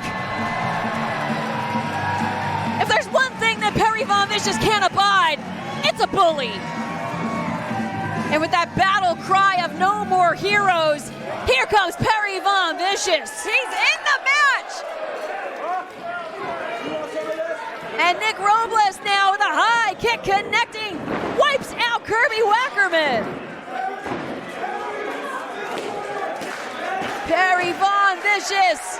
And Perry, so quick to join, getting to the right corner. And hey, he went to the Delta House corner. I think they have a third partner. It certainly looks that way, Sky, as Nick Robles is reaching out to Perry Von Vicious. Makes the tag, but also in comes Steven Azure.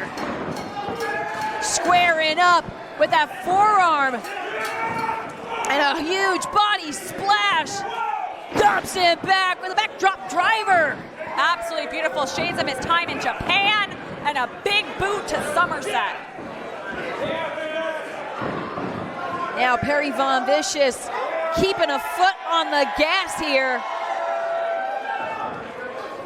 as he plants Falcon Arrow. Hooks the leg, but Kirby with a diving headbutt to break up the pin, and now just wrenching at the eyes and biting. He's biting? He can't do that. Yeah. As Bill Thompson chastising and manually breaking it up. What once again, just Kirby, Wackerman, and No More Heroes have been brutal. Dante Drago with a kickstand. Oh, that's what he gets for messing with Perry. That's his new best friend. Yeah, they've been really building that relationship, their admiration, their protection of Perry Von Vicious. Delta House are not going to abide by that. And looking to take Azure on a Perry go round, but wait a second, the shoulders are down. But wait, his foot on the ropes. Nick Robles knocks him off. Notice the size of Perry Von Vicious. Azure had to go for the top rope to really put that pressure down on Perry, but thankfully Nick Robles had it scouted. As being egged on by Delta House, Perry Von Vicious has Azure locked into the Perry go round. Hooks the legs with the cover, and they're won.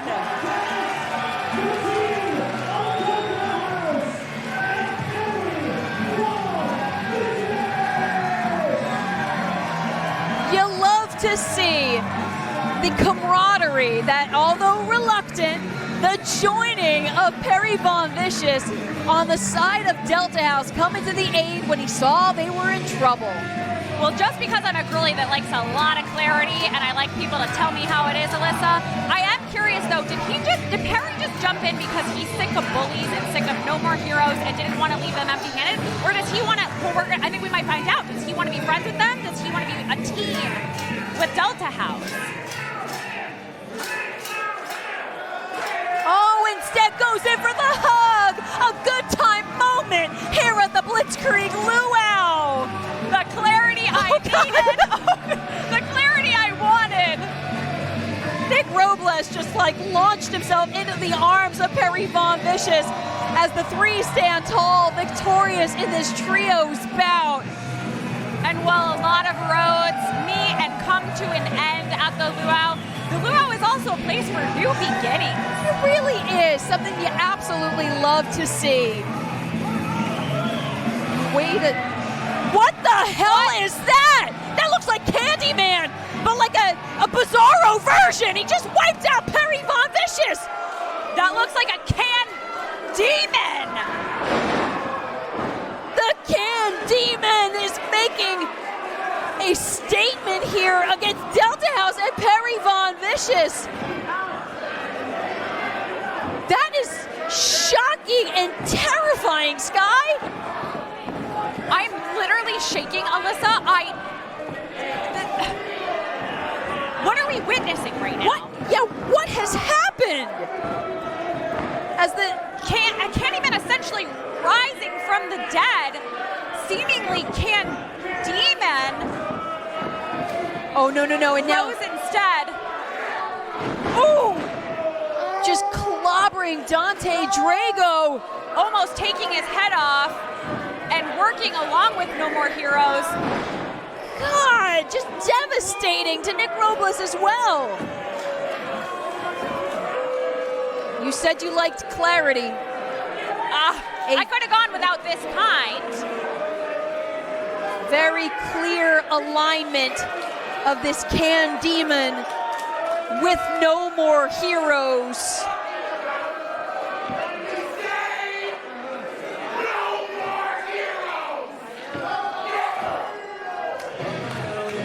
Well, Kirby, unfortunately, putting a period at the end of that statement, that sentence.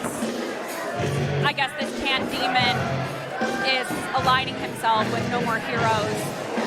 And to take us back a little bit, Kirby Wackerman and what was Candyman had so much history, and Kirby could not love Candyman the way he was terrible to him as a friend, as a teammate, as a partner. And I'm guessing this reinvented, this risen from the dead version of Candyman is what's brought them back together. Yeah, Kirby seems very pleased with this monster, the can demon that he's become. And again, it's just how quickly things can shift. We were riding a high with Perry Von Vicious joining Delta House, only to see them all left laying in the center of the ring here at the Luau. But, you know, I got to believe that they're going to pick themselves up. They're going to dust themselves off with this newfound partnership. But where does everyone go from here? That's a great question, Alyssa. And I'm also wondering, No more heroes. you know, we got your number. we're back to the numbers game again, right? Yeah. So now we're looking at 4 members of No More Heroes and only 3 of this new formed trio of Delta House and Perry Von Vicious. Action keeps rolling along at the Blitzkrieg Luau.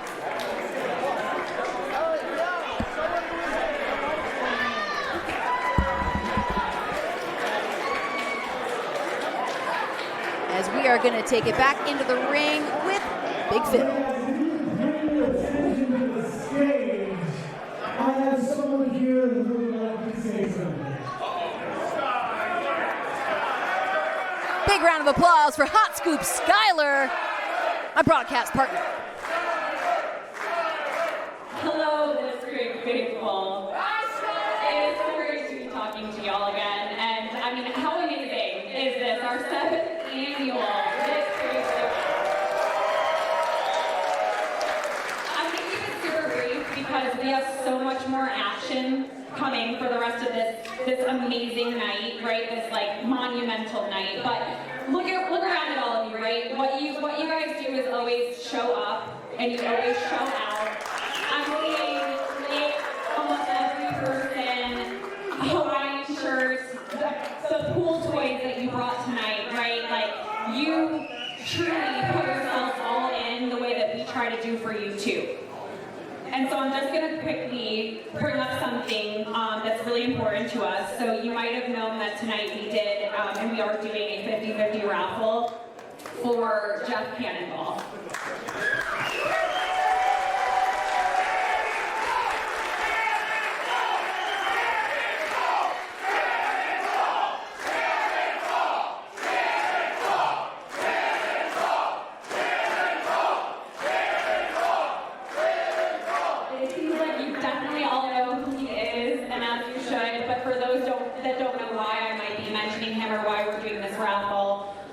Jeff Cannonball is one of the most amazing competitors that has ever been a part of the Blitzkrieg Pro roster, and has been a part of such monumental matches, but more truly than anything else, and just being candid, he's a really good friend of ours. He's a really good friend of mine.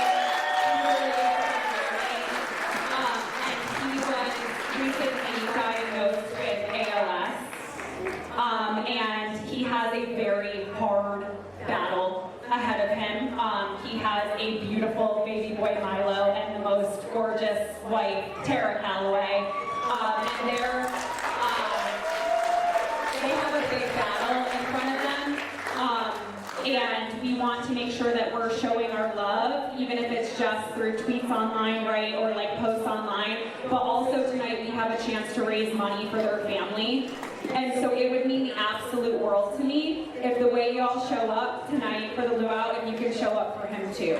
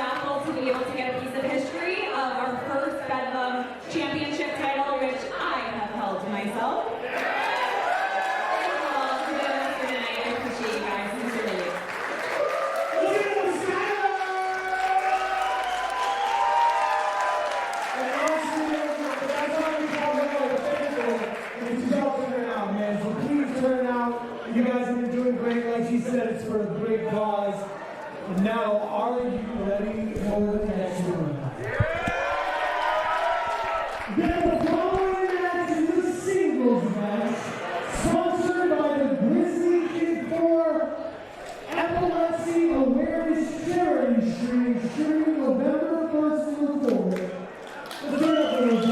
the victory of Wackerman, the final faithful, and most importantly, any scheduled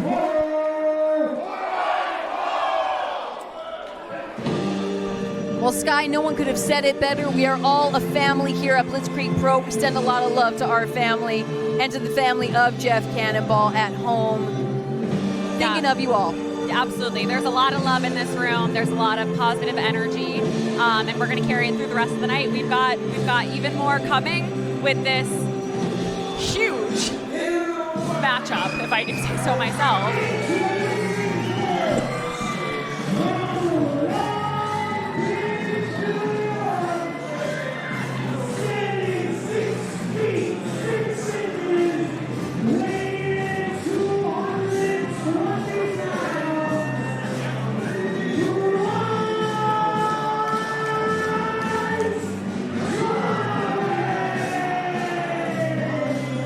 Donovan has always been, I feel, such a staple and such a pillar of the action here at Blitzkrieg Pro. But as of late, the sky is the limit. So much exciting things happening, so many new learning trees he's been able to sit under, and he brings that all back to us here at Blitzkrieg Pro, Sky. And it is such a treat, Alyssa. Bryce Donovan is the whole package. He's been the whole package for years now and is getting his due. He's getting the recognition and the eyes on him that he has always deserved. So it really is a treat to have him back in the Blitzkrieg Pro ring. And in a big man style matchup, I'm really excited for this one. Definitely right. We had seen this matchup be announced online, and I think it is rare for either of these combatants to have to be looking eye to eye with their opponent. It's a rarity.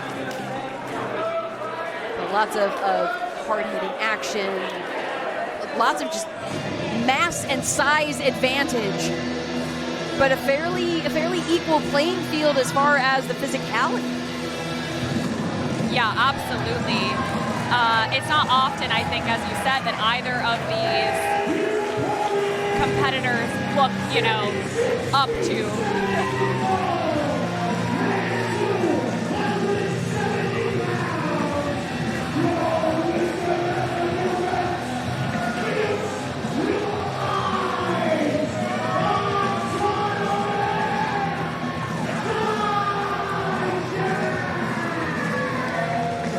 Either of these combatants look up to or straight across, right, to the person standing across from them on the other side of the ring.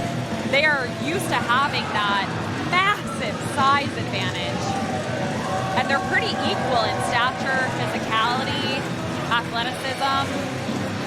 Well, it is definitely Dijak who's going to have the experience edge over Bryce Donovan. But also, correct me if I'm wrong, it's about a year ago, the last Luau, where Dijak broke the internet by showing up and raining on the parade of CPA, who had just been crowned the Bedlam champion.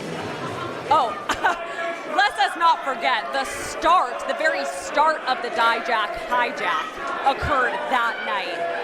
And a year ago today, or a year since then, he has had incredible matchups, but looking for the most destruction and to take over here at Blitzkrieg Pro.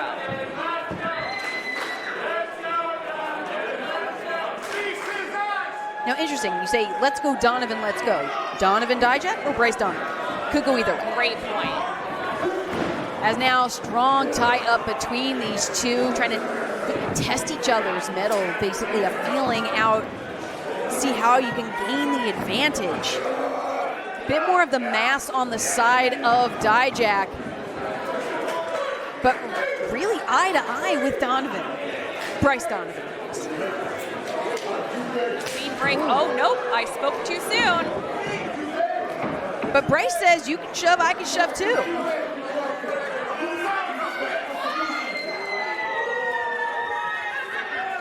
I do not envy Will Dozier, as the two could basically have a full conversation over his head.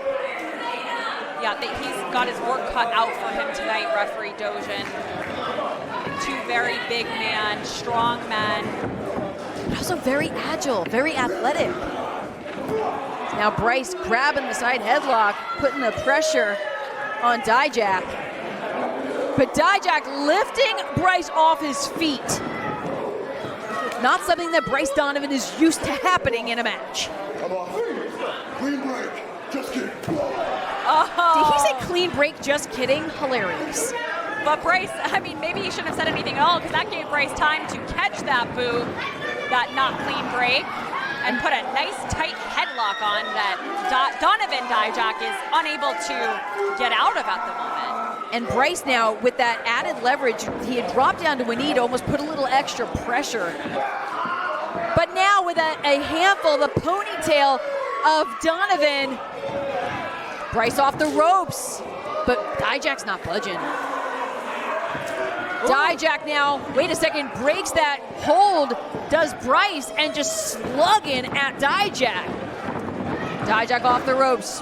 Bryce tries to trip him up and over goes Bryce, not easy to do. That agility that you mentioned, and it was enough to knock Dijak off his feet. Again, we don't see that often. No doubt, and you don't see that often either. As a scoop and a slam, Dijak is taken down. That elbow drop connects from Bryce Donovan, who hooks the leg, but only one. Only one, but Dijak knocked off his feet first and early in the contest. You gotta wonder if that creeps inside the mind of Dijak, or if you're able to maintain focus as Bryce tries to get the big man off his feet once more. Look at the power of Bryce Donovan. Away, rakes at the eyes. Does Dijak. That's a great equalizer. Oh, wow. Saying exactly what he means and not mincing any words with his sentiments towards Will Dojan. Now Dijak hooks the leg, but Bryce kicks out. Bryce still in this contest. Dijak taking a little extra time to get back to a vertical base as well, though. But look, blinded momentarily by the eye rake, was swinging at nothing. It's Dijak now stomping into the midsection of Bryce Donovan. Now boot driving into the jaw, and Bryce just capsized at ringside. That boot pushing against the face, pushing against the windpipe, sending Bryce Donovan to the outside of the ring. But Bryce still swinging, still giving it everything he's got, but he's sent down once more by Dijak. And look at how Dijak just towers over the faithful, the whole front row. We talk about the command as Bryce sent careening into the chairs. Dijak decided to do a little interior decorating of Thompson Hall. A year since making his statement, his return to the independents at the last Luau. Wow. Oh, just boy. Wow. The bravado, the attitude, the defiance of Dijak, who drives an elbow of his own. Only two. After the redecoration of the first 3 rows that Bryce Donovan was sent into, we have the action back in the center of the ring. Bryce trying to get himself up to a vertical base as Dijak is soaking in the distaste, I'll say. Back elbow from Bryce as the two are just slugging it out now. Catches and delivers full force from Bryce, but again, straight to the eyes goes Dijak. Oh, wait a second, almost caught Will Dojan with that errant blow. Now that one sent Bryce down from Dijak. Only a 2 count. Might not have had all of his wits about him, but had enough wherewithal to make the kickouts in Bryce Donovan. Absolutely, and Bryce Donovan, just trying to defend himself, just throwing blows, but he's got to be careful. I mean, he could get disqualified if he puts his hands on referee Dojan, even accidentally. Yeah, did I say I didn't envy Will Dojan? I really don't now.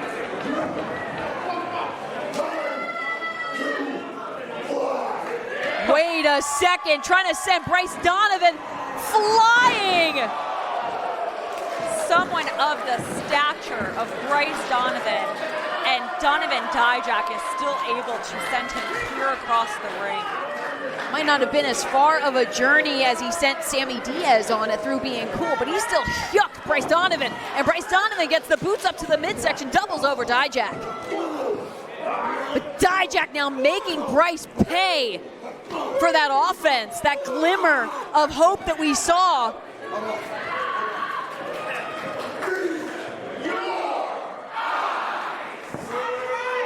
Dijak telling the fans what he has in store, but he's tripped up by Bryce Donovan. Sent face first into the corner.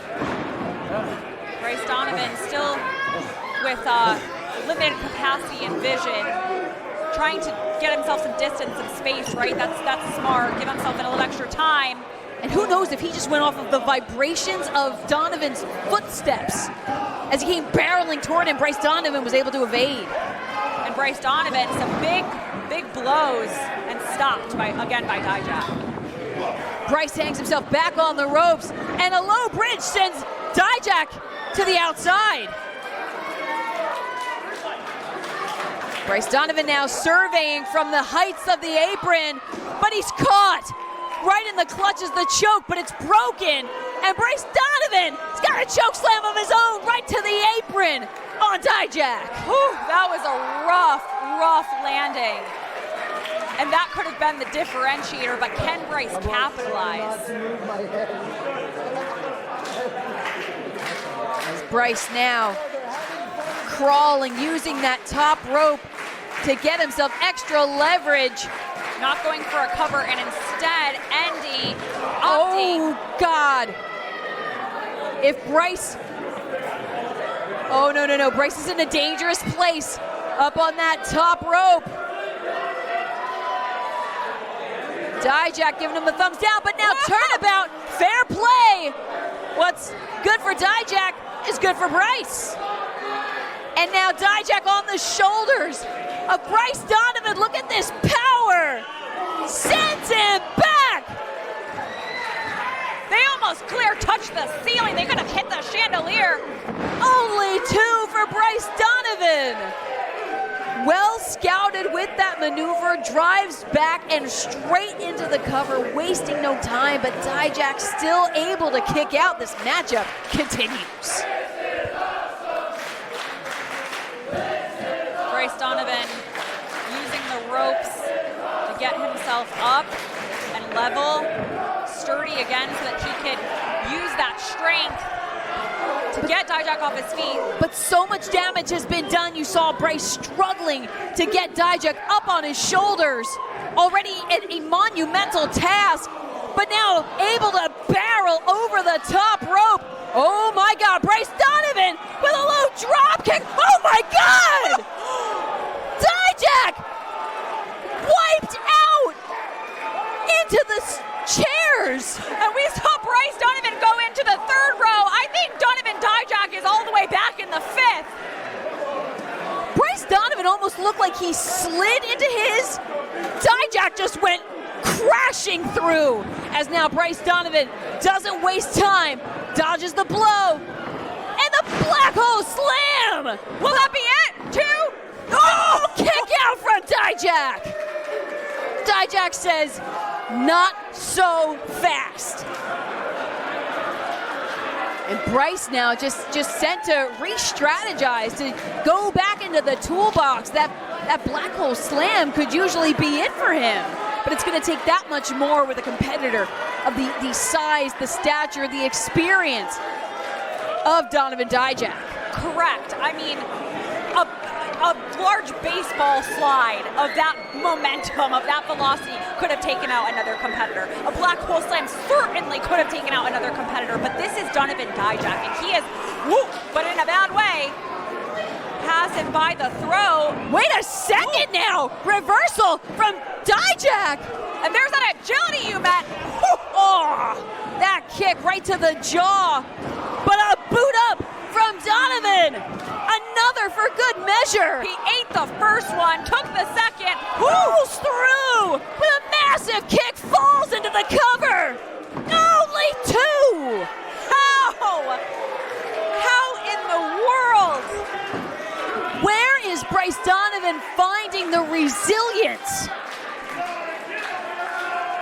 Bryce is still in this. This is crazy. I couldn't tell you myself, Alyssa, but we have Donovan Dijak unfazed, calling for potentially the end here. And again, all too familiar, that hand around the throat, picks him up and plants him through the canvas. Oh, are you kidding me? Bryce with the shoulder up, but the way that entire ring just bounced and came back up. I'm surprised it didn't cave in the center. This is unbelievable. And a testament to, as you had said, Sky, we saw Donovan Dijak's body go hurling through the chairs at ringside. And although we can see the damage that's been done, he's still ready to continue this bout too. I mean, barely. I mean, look at his body writhing, almost lifeless, trying to get the blood flowing somewhere, and Dijak just dragging his carcass. Dijak standing in dominance. Really wants to prove not only to the fans here, but to Bryce that he has Bryce exactly where he wants him. Oh, God.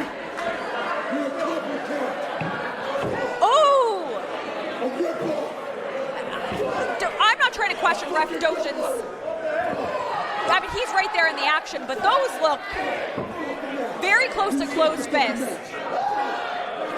Looks like it might be the elbow and forearm that are connecting with Bryce, but Bryce still shoving Dijak off of him. That could have been a straight KO. Again, if we were talking about another opponent at this point in time, that might have knocked someone straight out. God. As Bryce Donovan still shaky legs. And Dijak just manhandling him, telling Bryce to stay down. Oh, crushing, caving in the chest. But Bryce holds his hand up and brushes off the impact of Dijak, showing exactly what he thinks. But wait, Bryce could be ready to, no. Driven into the mat by Dijak. But wait, that didn't keep Bryce Donovan down. Oh, but that might.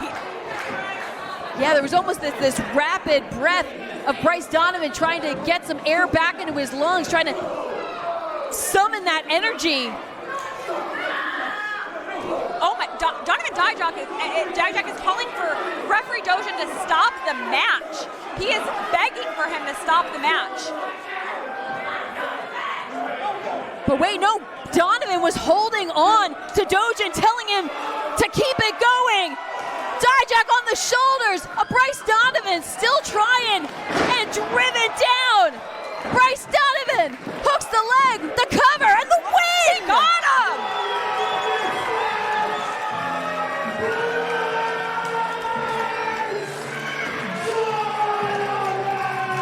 Alyssa, I don't know if I've ever seen somebody so close to being potentially out. I mean, Dijak was calling for it to end, and ref Will Dojan almost called it. It took Bryce Donovan grabbing on to either the lei or the ref shirt and telling him, no, I'm still in this. I mean, that just speaks to the grit, the resilience, the power of Bryce Donovan. When we're talking about two big men in Blitzkrieg Pro, we saw a clear and clean win where Bryce Donovan is trying to stand tall over Donovan Dijak. Well, no one could put it past Bryce Donovan that he's not 100% after what he just went through with Dijak. How could you? Exactly. As Dijak was looking to Dojan to just confirm, was that in fact 3? Disbelief at Dijak. As Bryce Donovan, the winner of this bout at the Blitzkrieg Luau. What a moment, Sky. That was one of the most hard-hitting matchups. Whoa. Dijak doesn't mess around. He wouldn't play with you. He either, he respects you or he doesn't. When he outstretches a hand, that's respect. Respect shown and offered to Bryce Donovan. Wow. That was incredible. Bryce Donovan wearing the battle scars to prove what he just went through, but with a singles win here in Blitzkrieg Pro as he is on this new venture to pave his way on his own. One hell of a matchup here at the Luau as we take it back over to Big Phil to see what else is in store.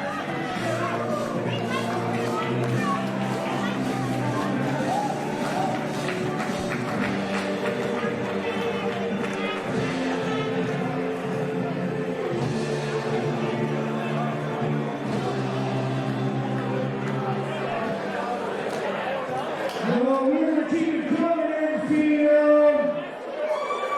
The following contest is sponsored by the Pioneer Valley Training Company, and it is for the Blitzkrieg Tag Team Championships. Tag team action ahead. Oh, wait a second. We're getting a concert from one half of the tag team champs.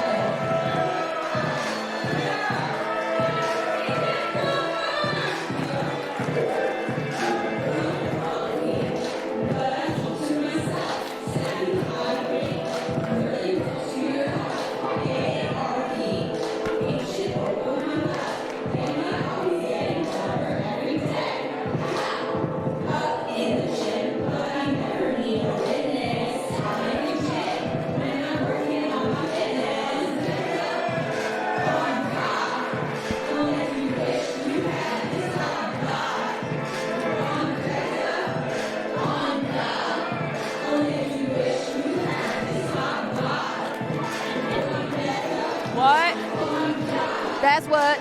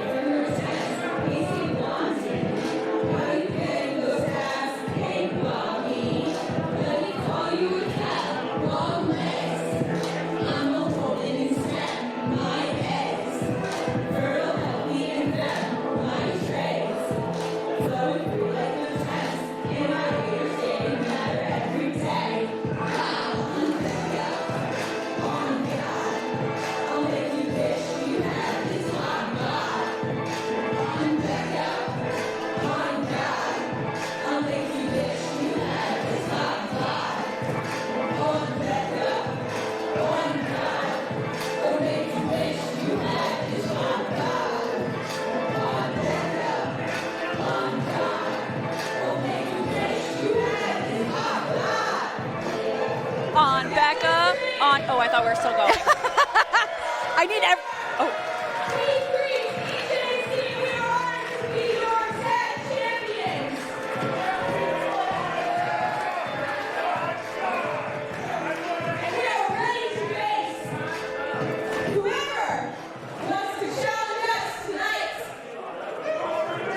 You know, unfortunately, Miracle Gen not able to compete. We send our best to them. But who's answered the call? I don't recognize this. Oh! Well, this is the Den of Desire! Hold on a second. How did they get here? Weren't they just competing not, what, a few hours back? I mean, I think their drive here would have been at least 9 hours, 9.5 hours. I can't believe they're here right now. Yeah, the Den of Desire making a massive statement, answering the challenge for the Blitzkrieg Pro Tag Team Championships. For those of y'all that don't know us, allow us to introduce ourselves. Please. I am Marco Narciso. I'm Marco! And I am Blitz.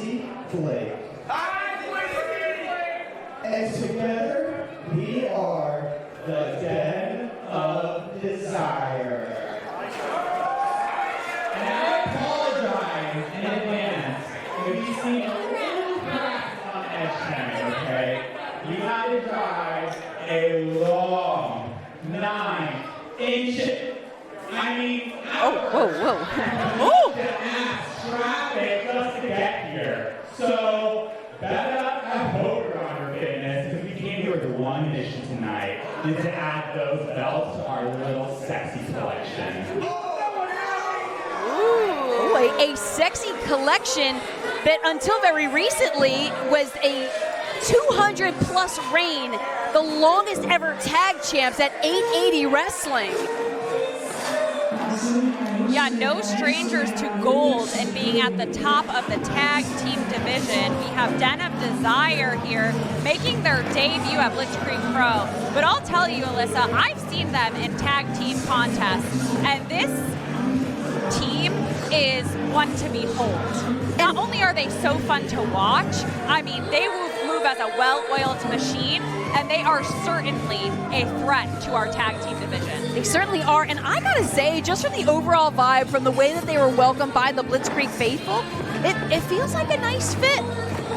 Oh, certainly. I knew it was a matter of time before Den of Desire would be here, but I didn't think they'd show up under these circumstances and so quickly to answer this challenge. I mean, this is a big debut.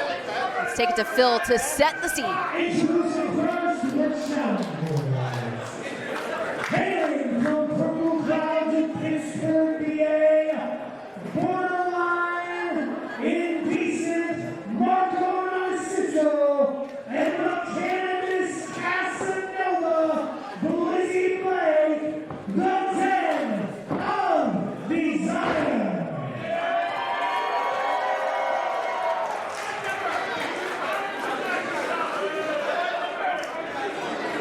And your champion, the Silver Sniper, TJ Crawford, and Becca, they are B3TJC.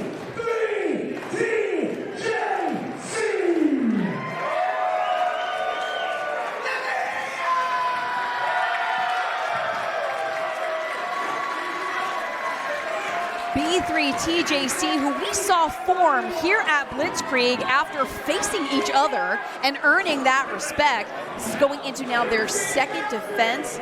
Saw a successful defense at through being Krule. And now Den of Desire acknowledging the prize that they hope awaits them at the end of this bout if they can unseat the champs. Can you imagine the statement? I mean, this might be the biggest victory in Blitzkrieg Pro history if Den of Desire can beat B3TJC tonight in their debut at the biggest Blitzkrieg Pro show of the year. I mean, that is crazy. The idea is crazy. Consider the fact, too, we know that they had a very long drive, 9+ hours to be here, but also took this matchup on about 3 days' notice. Have such a busy wrestling weekend. It's a 4-day wrestling weekend. I believe this is match number 3. And you got to think that might, that wear and tear, that might start to get to you. Oh, with a single bird flip as well from the Silver Sniper.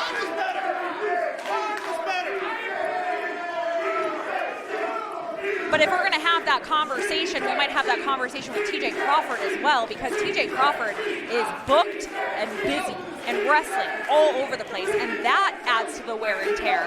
I mean, your body breaks down over time, and so it takes one wrong move, one match gone too far, where it could lead to injury, it could lead to exhaustion, the tank is empty.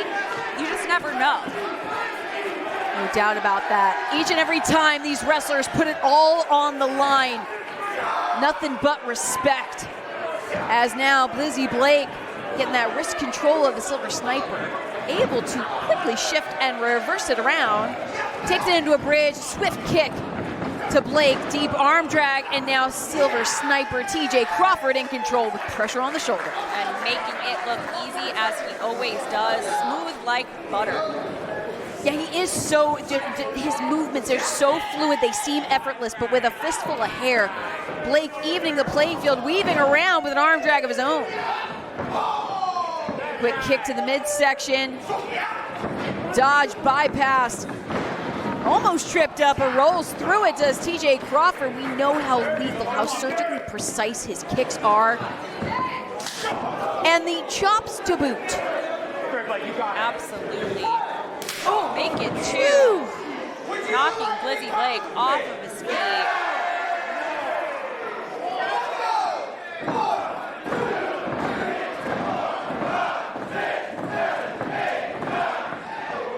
With the wind-up, TJ Crawford now. Big drop kick to Blake in the corner. Swings for the fences, and it is good. Hooks the leg. Only good for two, however. And look at a quick work of Den of Desire. But before Marco or Becca can even be tagged in. Now TJ sends Blake the wrong part of town for this one half of Den of Desire. Becca is tagged into the match. We want to talk about staying booked and busy. Becca has been making it a bi-coastal affair with her work out on the West Coast. As now drops the leg, drops the shoulder, tandem offense. Only two. Blizzy Blake keeping it alive for the Den of Desire. We've yet to really see the capabilities of Den of Desire.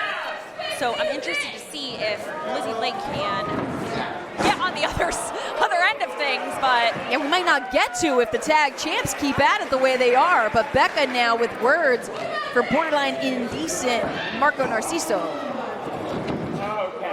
And more antagonizing from the pop sensation.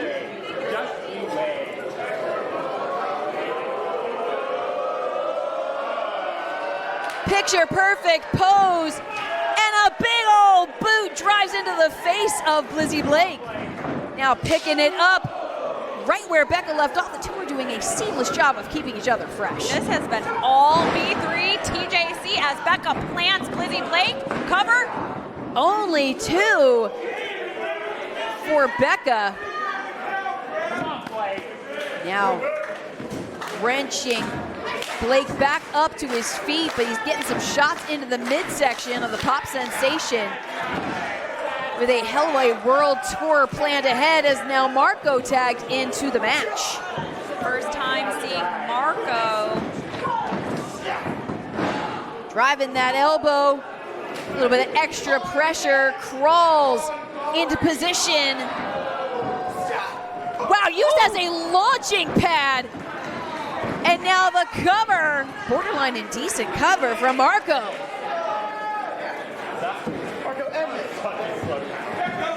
And Marco telling Ref Gina that was a slow count. I'd watch questioning Ref Gina's capabilities. Oh, wait a second. Wow. Both evading each other's offense with these strikes, these kicks. But Becca impressing with her poses. Is it a pose off with... Marco has some sass of his own. It's almost as if the two have met their match. Oh, excuse me. It's the anything you could do, I could do better.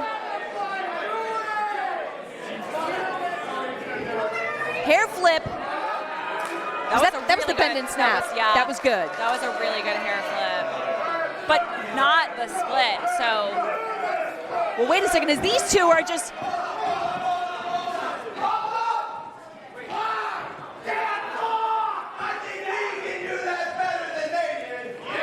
Excuse me, TJ Crawford and Blake. They don't want to be outdone. Oh, TJ Crawford's got some moves, too. Does TJ Crawford have a bend and snap? Oh my God, he does! Wow! Ever. Wait a second. Primed him right. Let's go see. Blake got in the old toolkit. Cannabis Casanova with, oh my goodness.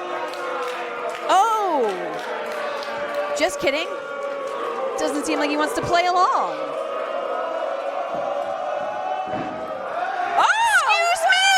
Excuse me, TJ Crawford. Who knew that was in the back pocket of the Silver Sniper? Okay, I think. Oh, wait a sec.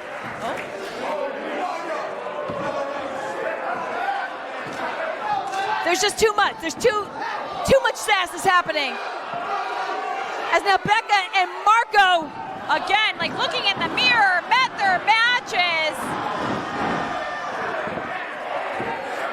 Marco calls that one the full package.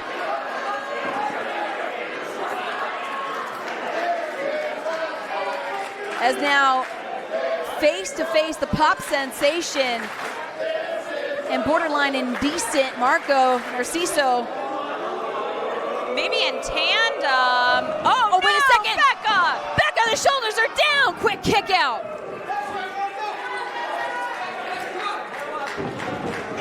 Now that kick doubles over Becca.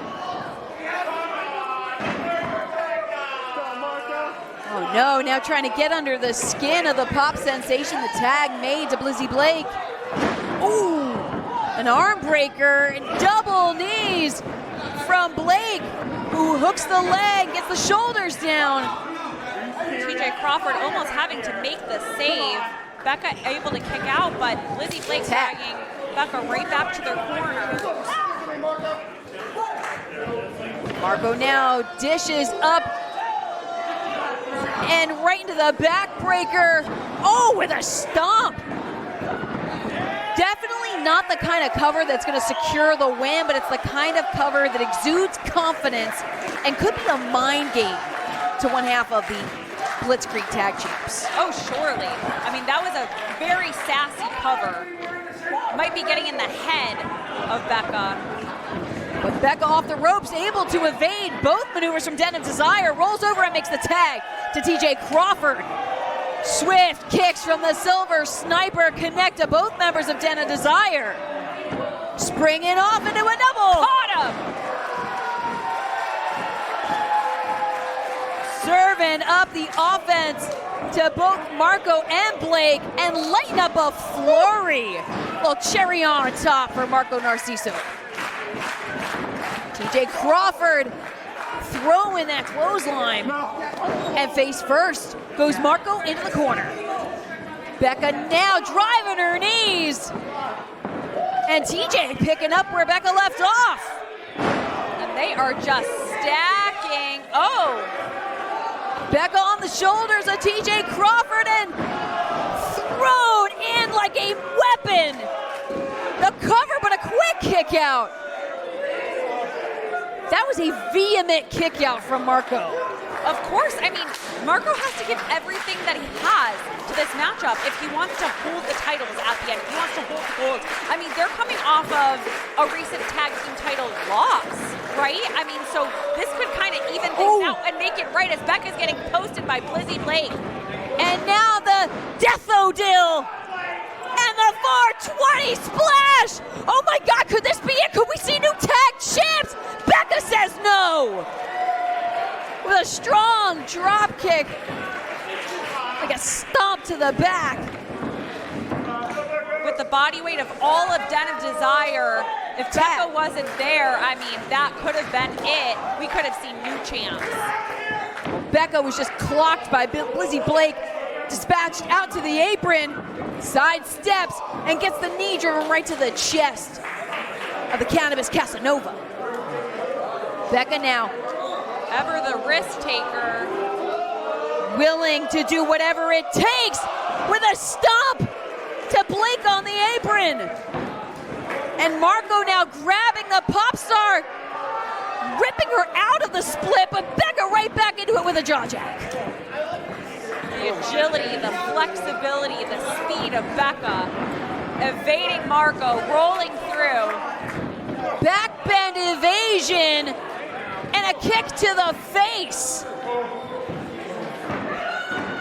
Becca now riling the crowd here at the Luau, off of the ropes, but taken up and sent down by Marco Narciso. Becca kicks out. That was close. Devastatingly close. And you can see just how close it was is frustrating Marco.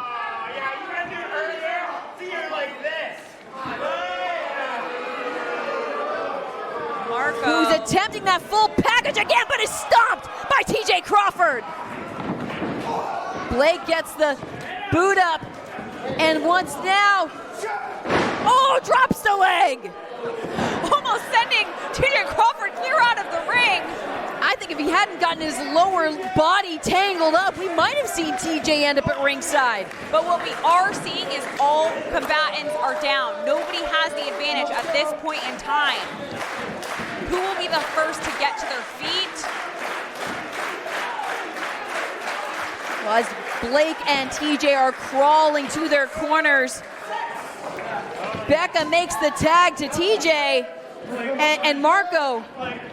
Wait a second, no! Wiped out is Blake by TJ Crawford, but Marco Narciso laying in wait with a double chop. The sweat. Did you see that spray? Spray. One of the most vicious chops.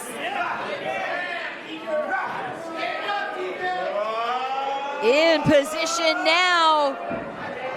Wants that full package, but TJ says no. Marco up on the shoulders of TJ Crawford. In that electric chair position, and Becca going for broke. Will that do it though? Where's Blizzy Blake? Oh no, making his way in. But now Becca with a drop toe hold. Rolling over. Locks the legs, and Den of Desire, they tapped out.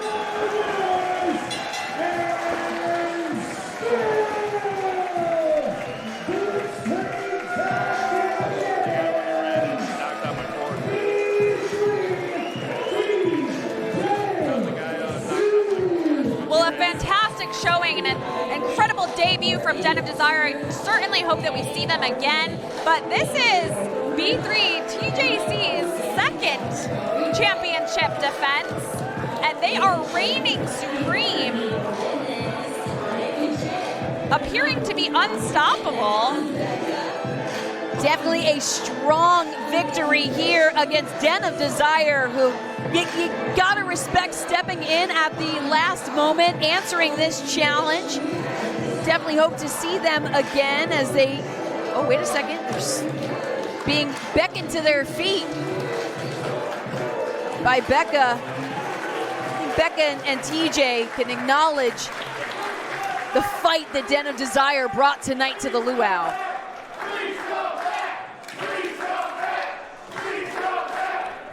The BP faithful asking for Den of Desire to come back. Please come back. And I'm going to echo that. Please come back. Please come back. Music to everyone's ears as Den of Desire may not have been victorious tonight, but certainly making a strong impression on the Blitzkrieg faithful. It is B3 TJC living to fight another day as Blitzkrieg Pro Tag Team Champions. What an exciting night this has been. Our friends at home, thank you for watching on IWTV. Be sure you are using hashtag BP Luau. We have more action in store, more title contention underway, and you're not going to want to miss it, so stay tuned. I am so excited, Alyssa. All the chips are on the table, right? We are heading into our main event, and what a main event it is. CPA's hardest, most challenging battle opponent to date, the undefeated Atrocity Krule. Are you guys ready? Oh, wait, all right. Let's start over. Are you guys ready for the main event of the world? I think we can do better than that, can't we? I want to face them one more time. Are you guys ready for the main event of the world? Then your main event tonight is sponsored by the Free and Stolen Podcast, and it is scheduled for one fall for the Blitzkrieg Bedlam Championship. Again, a huge thank you to all of our sponsors, the VSW Podcast, Headlock on Epilepsy, Fly Cave, We are wrestling. Oh! Wait a second. Oh, jeez. The atrocity lurking. And as you had said, Sky, undefeated here at Blitzkrieg Pro. A dominant force as ever. With a full head of steam and gold on the line. It is rarefied air as we are heading into our main event of the Luau. Alyssa, I share this most times, but for anyone listening in for the first time or just want to hear what it feels like in this room, I mean, it sucks the air out of the room when Krule comes in. I said before, Charles Manson makes me unsettled, but I have fear seeing Krule. And you can see by the way that everyone kind of shifts back in their seat a little bit, that the feeling is unanimous in the room tonight. But not only do they maybe fear the atrocity in its form, right? I think they have fear for our champion. Let's go, girls. CPA has been such a beloved figure.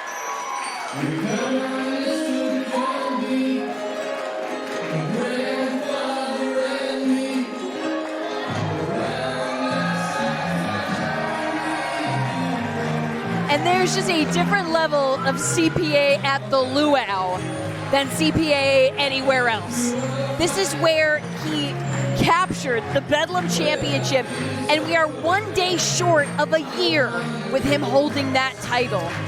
He had said online he is ready to bleed, to sweat, and to die for this championship. It means the absolute world. And I think with Krule being his opponent, that might be put to the test. Well, and that's exactly what I was going to say. Alyssa, I believe him when he says that. Not just because of his opponent, but because of his heart and because of what we've seen before. Let's remind those watching at home that CPA has defended the Blitzkrieg Pro Bedlam Championship against the likes of Sammy Diaz, against the likes of Donovan Dijak, the absolute monster of Donovan Dijak. He has had a line of people in the way wanting to get their hands on that title, and he has knocked each one down. And his reign, as you said, is almost 1 full year long. And that's just the thing, is the entire length, CPA has been a fighting champion. He stood up to every challenge, and none of them have been light work by any means. They've all been very tough and very brutal challengers to his championship. But you had said it, and I'm one to agree. I don't know if there's been any test quite like Krule. No, I don't think. Not only I don't think there's a competitor like Krule out there. It's not the same. There's a different level. I don't think that Krule cares so much about winning as he does hurting his opponent and causing the absolute most destruction. So I also fear for CPA and his career.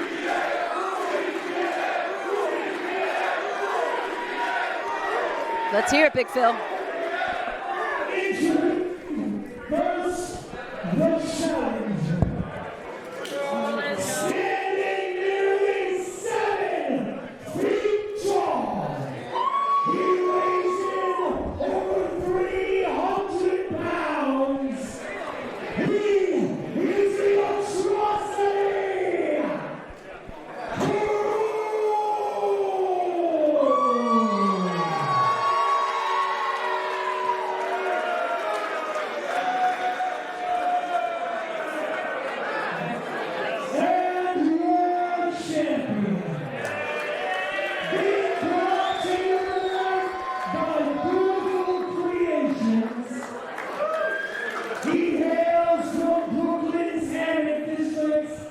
Tonight, his weight is being withheld for tax purposes.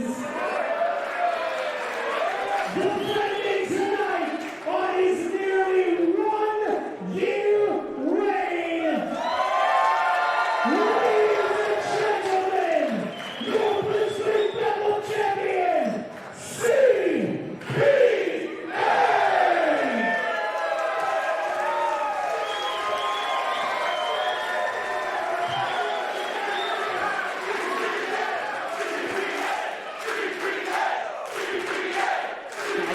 wonder, Sky, with not only his own resolution of what he's willing to do to defend that championship and to leave here with it, but with the fans behind him 110%,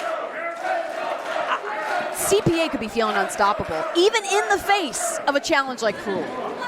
And I think we've said before, his other opponents,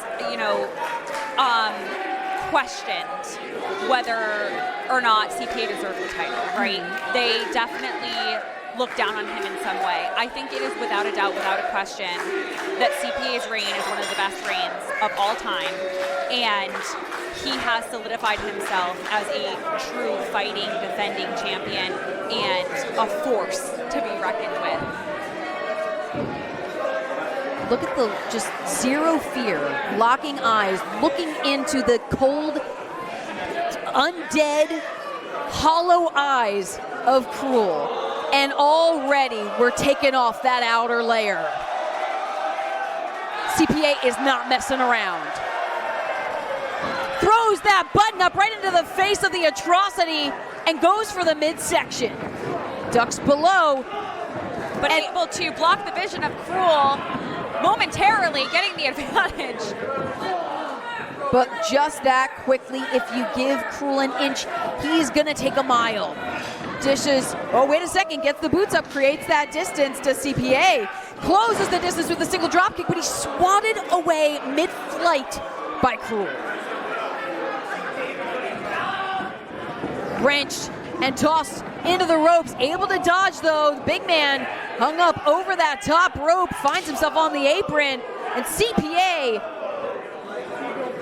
throwing everything he has at Krule, using his body, but sent spiraling down. CPA was looking to get a little bit of extra leverage on the offense. Takes out the knee, sends Krule down to one knee. Look at the look on CPA's face. This means everything to him. He is not scared. Oh. Defiance from Krule. But also, ooh, kick to the mug, but also perhaps showing his cards, already getting emotional early on in the match. You don't see that often from Krule. Oh, jeez!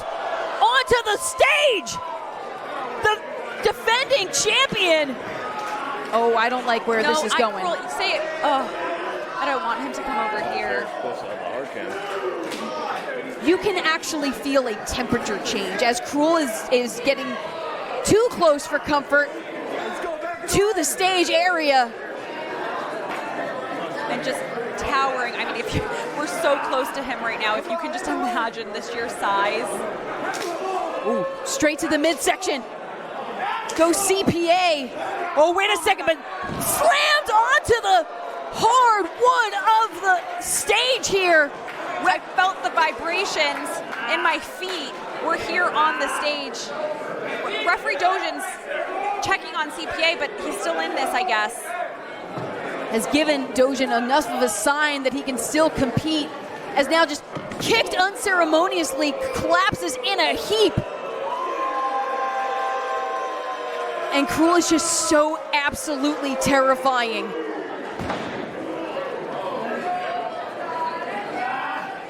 We can see now Krule wrenching CPA back to his feet, sending him into that corner post. Fans scrambling, trying to get out of the way of the atrocity. An eerie quiet descending on Thompson Hall. It's like a mixture of rallying behind CPA, but also being fearful for CPA, being fear. Oh, no. Krule with some assistance, getting a door from underneath the ring. BP faithful, he asked for the help. Only too happy to oblige as now CPA sent once again into another post. The corner of that connecting straight to the face. Ref Dojin getting his steps in as apparently we're going all around the House of Pierogies. Well, now our visibility is a bit limited, but just gauging off of the reaction of fans and trying to see here on our monitor. Taken down to the cold hardwood of Thompson Hall of the legendary House of Pierogies. Again, Dojin is telling us that CPA has not relinquished this fight. At least enough wherewithal to let Dojin know he's still in this. But at what cost, Sky? At what point is CPA a potential danger to himself? Oh, I mean, I think he's going into this taking that risk and knowing that risk. He said he would die for this, and as I said, I believe him. Oh, jeez, the back of the skull repeatedly being driven into the steel post, and Krule getting up close and personal with the Blitzkrieg faithful. Absolutely terrifying presence. There's another door being chucked into the ring as CPA is left to shake the cobwebs and try to regain some wherewithal here.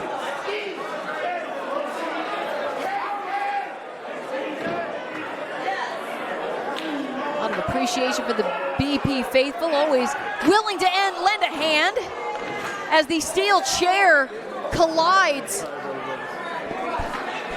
with the back of CPA. But CPA with the chair. Return fire from the defending champion. But Krule didn't even flinch, pulled it from his hands, and slammed CPA on the apron with a deafening thud. Again, ref Will Dojin checking on CPA. And Krule taking his time, circling the ring, almost circling his prey.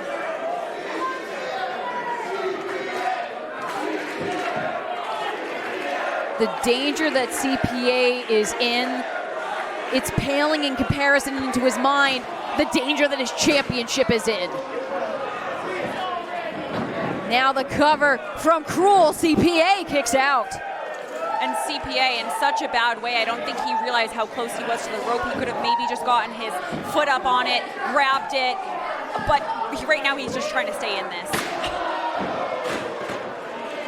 Just arching his back against that pain, the crushing of the spine, the sting of the metal even through the button-up. And Krule just seeming to savor it. He's not trying to end the match. No. He's just trying, you had even said it, Sky. I don't even know if this is about winning the championship. This is about Krule inflicting pain. Absolutely, Alyssa. And, you know, it's not so much matches with Krule as it is what feels like horror movies. Wait a second, though. Able to evade and gets the boots up.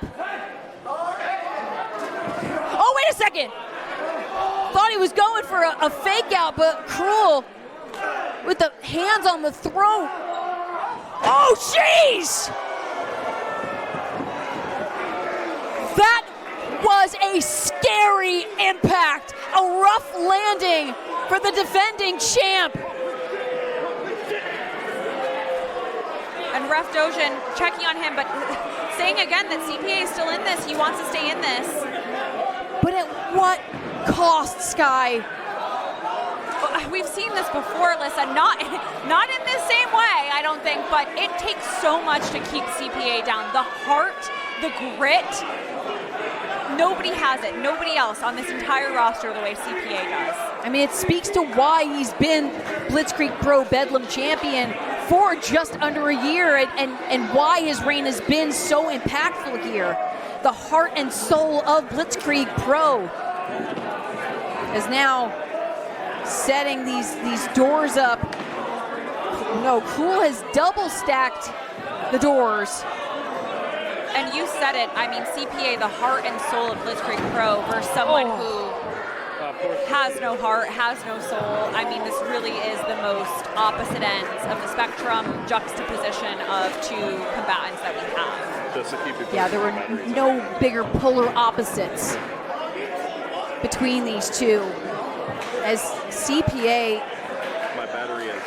still just trying to find that fight. And Krule, it appears they're going to make him pay for the fact that he's back on his feet, for the fact that he's back fighting. Oh, gosh. Wait! Unrelenting now is CPA, but sent down again. But no! But doesn't stay down for long. He gets knocked down and he gets up again. You're never gonna keep him down. On the shoulders. A number cruncher delivered. Are you kidding? How? That is Flung into that door, and CPA instead uses it as a weapon against Krule. After his own body collided with it. It was enough to knock Krule off his feet. It's enough to give CPA a second, maybe to regroup a little bit here.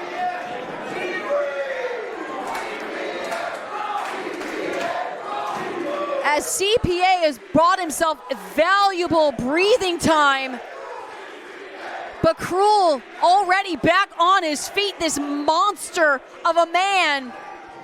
Krule lighten up the midsection, dodging the blows, using his shorter stature to his advantage.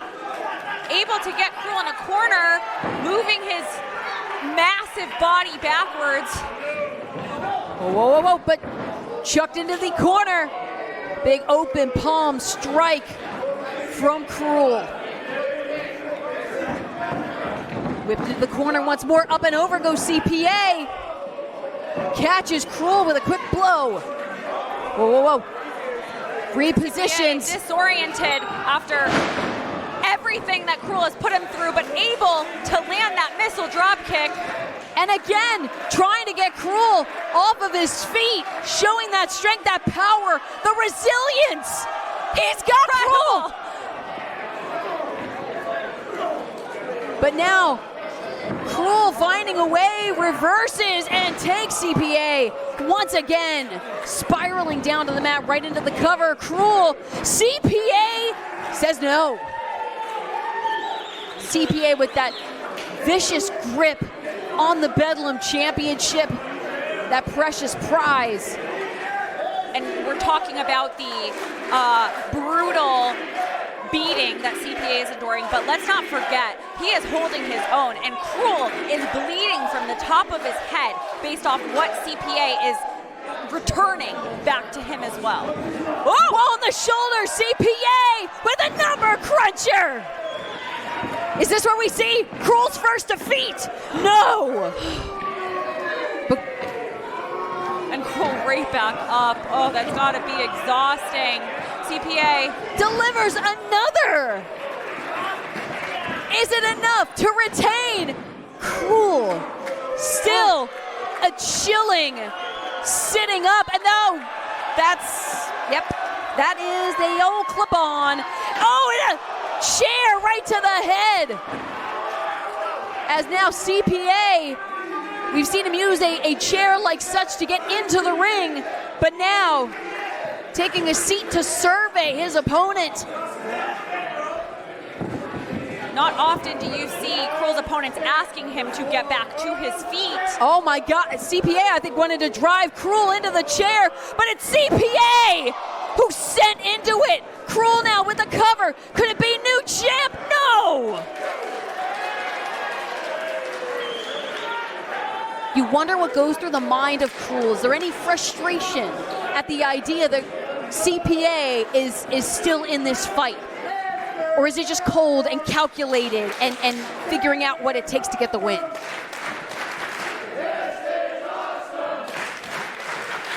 I can tell you, I have no idea what is in the mind of Krule.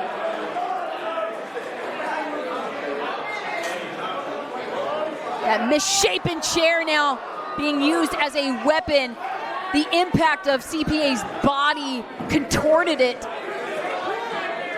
And now Krule with another fresh bit of plunder in his hands.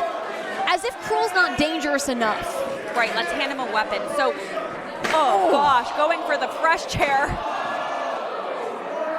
Raining down blows to the back of CPA. I'm gonna guess that the affected chair he probably thought wouldn't be as impactful, went for something harder and sturdier. Yeah, this one can really hit flush. You hear that sickening impact against the body of CPA, as now Krule taking this other plank. And CPA, though, has it in his grasp, trying to maybe block whatever Krule has in mind. Oh, but instead driven right into the midsection of the defending champion. Almost splitting the body of CPA in half. He is keeled over as Krule is making some sort of it's like a makeshift platform. Right, destructive tabletop of sorts. Oh, goodness gracious, I don't like where this is going. Krule with this. Wait a second, no, I think that's CPA. With this vice-like grip, no freaking way! On the shoulders, Krule able to scurry out. Oh, with the tiki lantern, just beating CPA, battering the back of the defending champ. Alyssa, that tiki torch was... Wait a second though. CPA looks like he's struggling to reposition Krule, but he's got him. And he's number cruncher through the plank from such great heights. The deceptive strength, but he needs to cover him. CPA, you need to cover Krule to win. I don't think he has it in him. The last bit of energy. Wait, what the hell? No! Sammy Diaz has the contract from the Mother of All Scrambles! Is he trying to enter right now? Are you? Oh! We have seen him compete not once, not twice, but is this going to be 3 times in one night?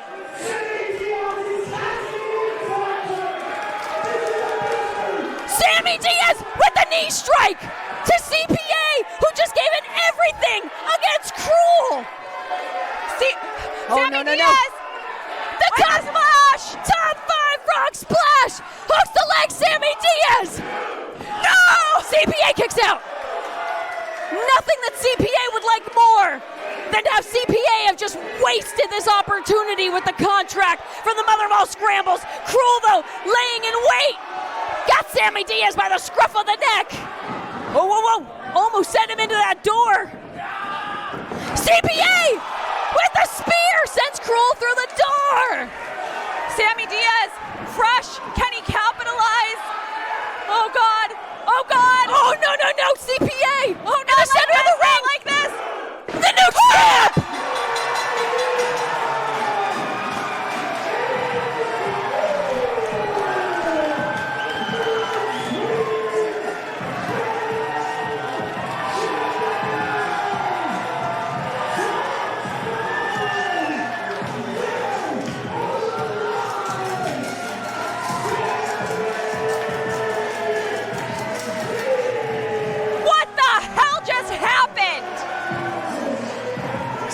Diaz took Jay Karma out of competition so that he could enter the Mother of All Scrambles tonight. And after a defeat at the hands of Andy Brown, takes that opportunity from the Mother of All Scrambles and just unseated CPA almost a year into his reign. And the amount of times Sammy Diaz has tried to do exactly this and have exactly this moment, but to no avail. He made his opportunity. He made his shot tonight. He cashed in the Mother of All Scrambles contract. And whether you like it or not, we are looking at our new Blitzkrieg Pro Bedlam champion. We are in the era of the top 5, dead or alive. Sammy Diaz with the defeat to CPA, who had been such a hard-fought battle against Krule tonight at the Luau. This leaves us with so many questions. Where do we go from here?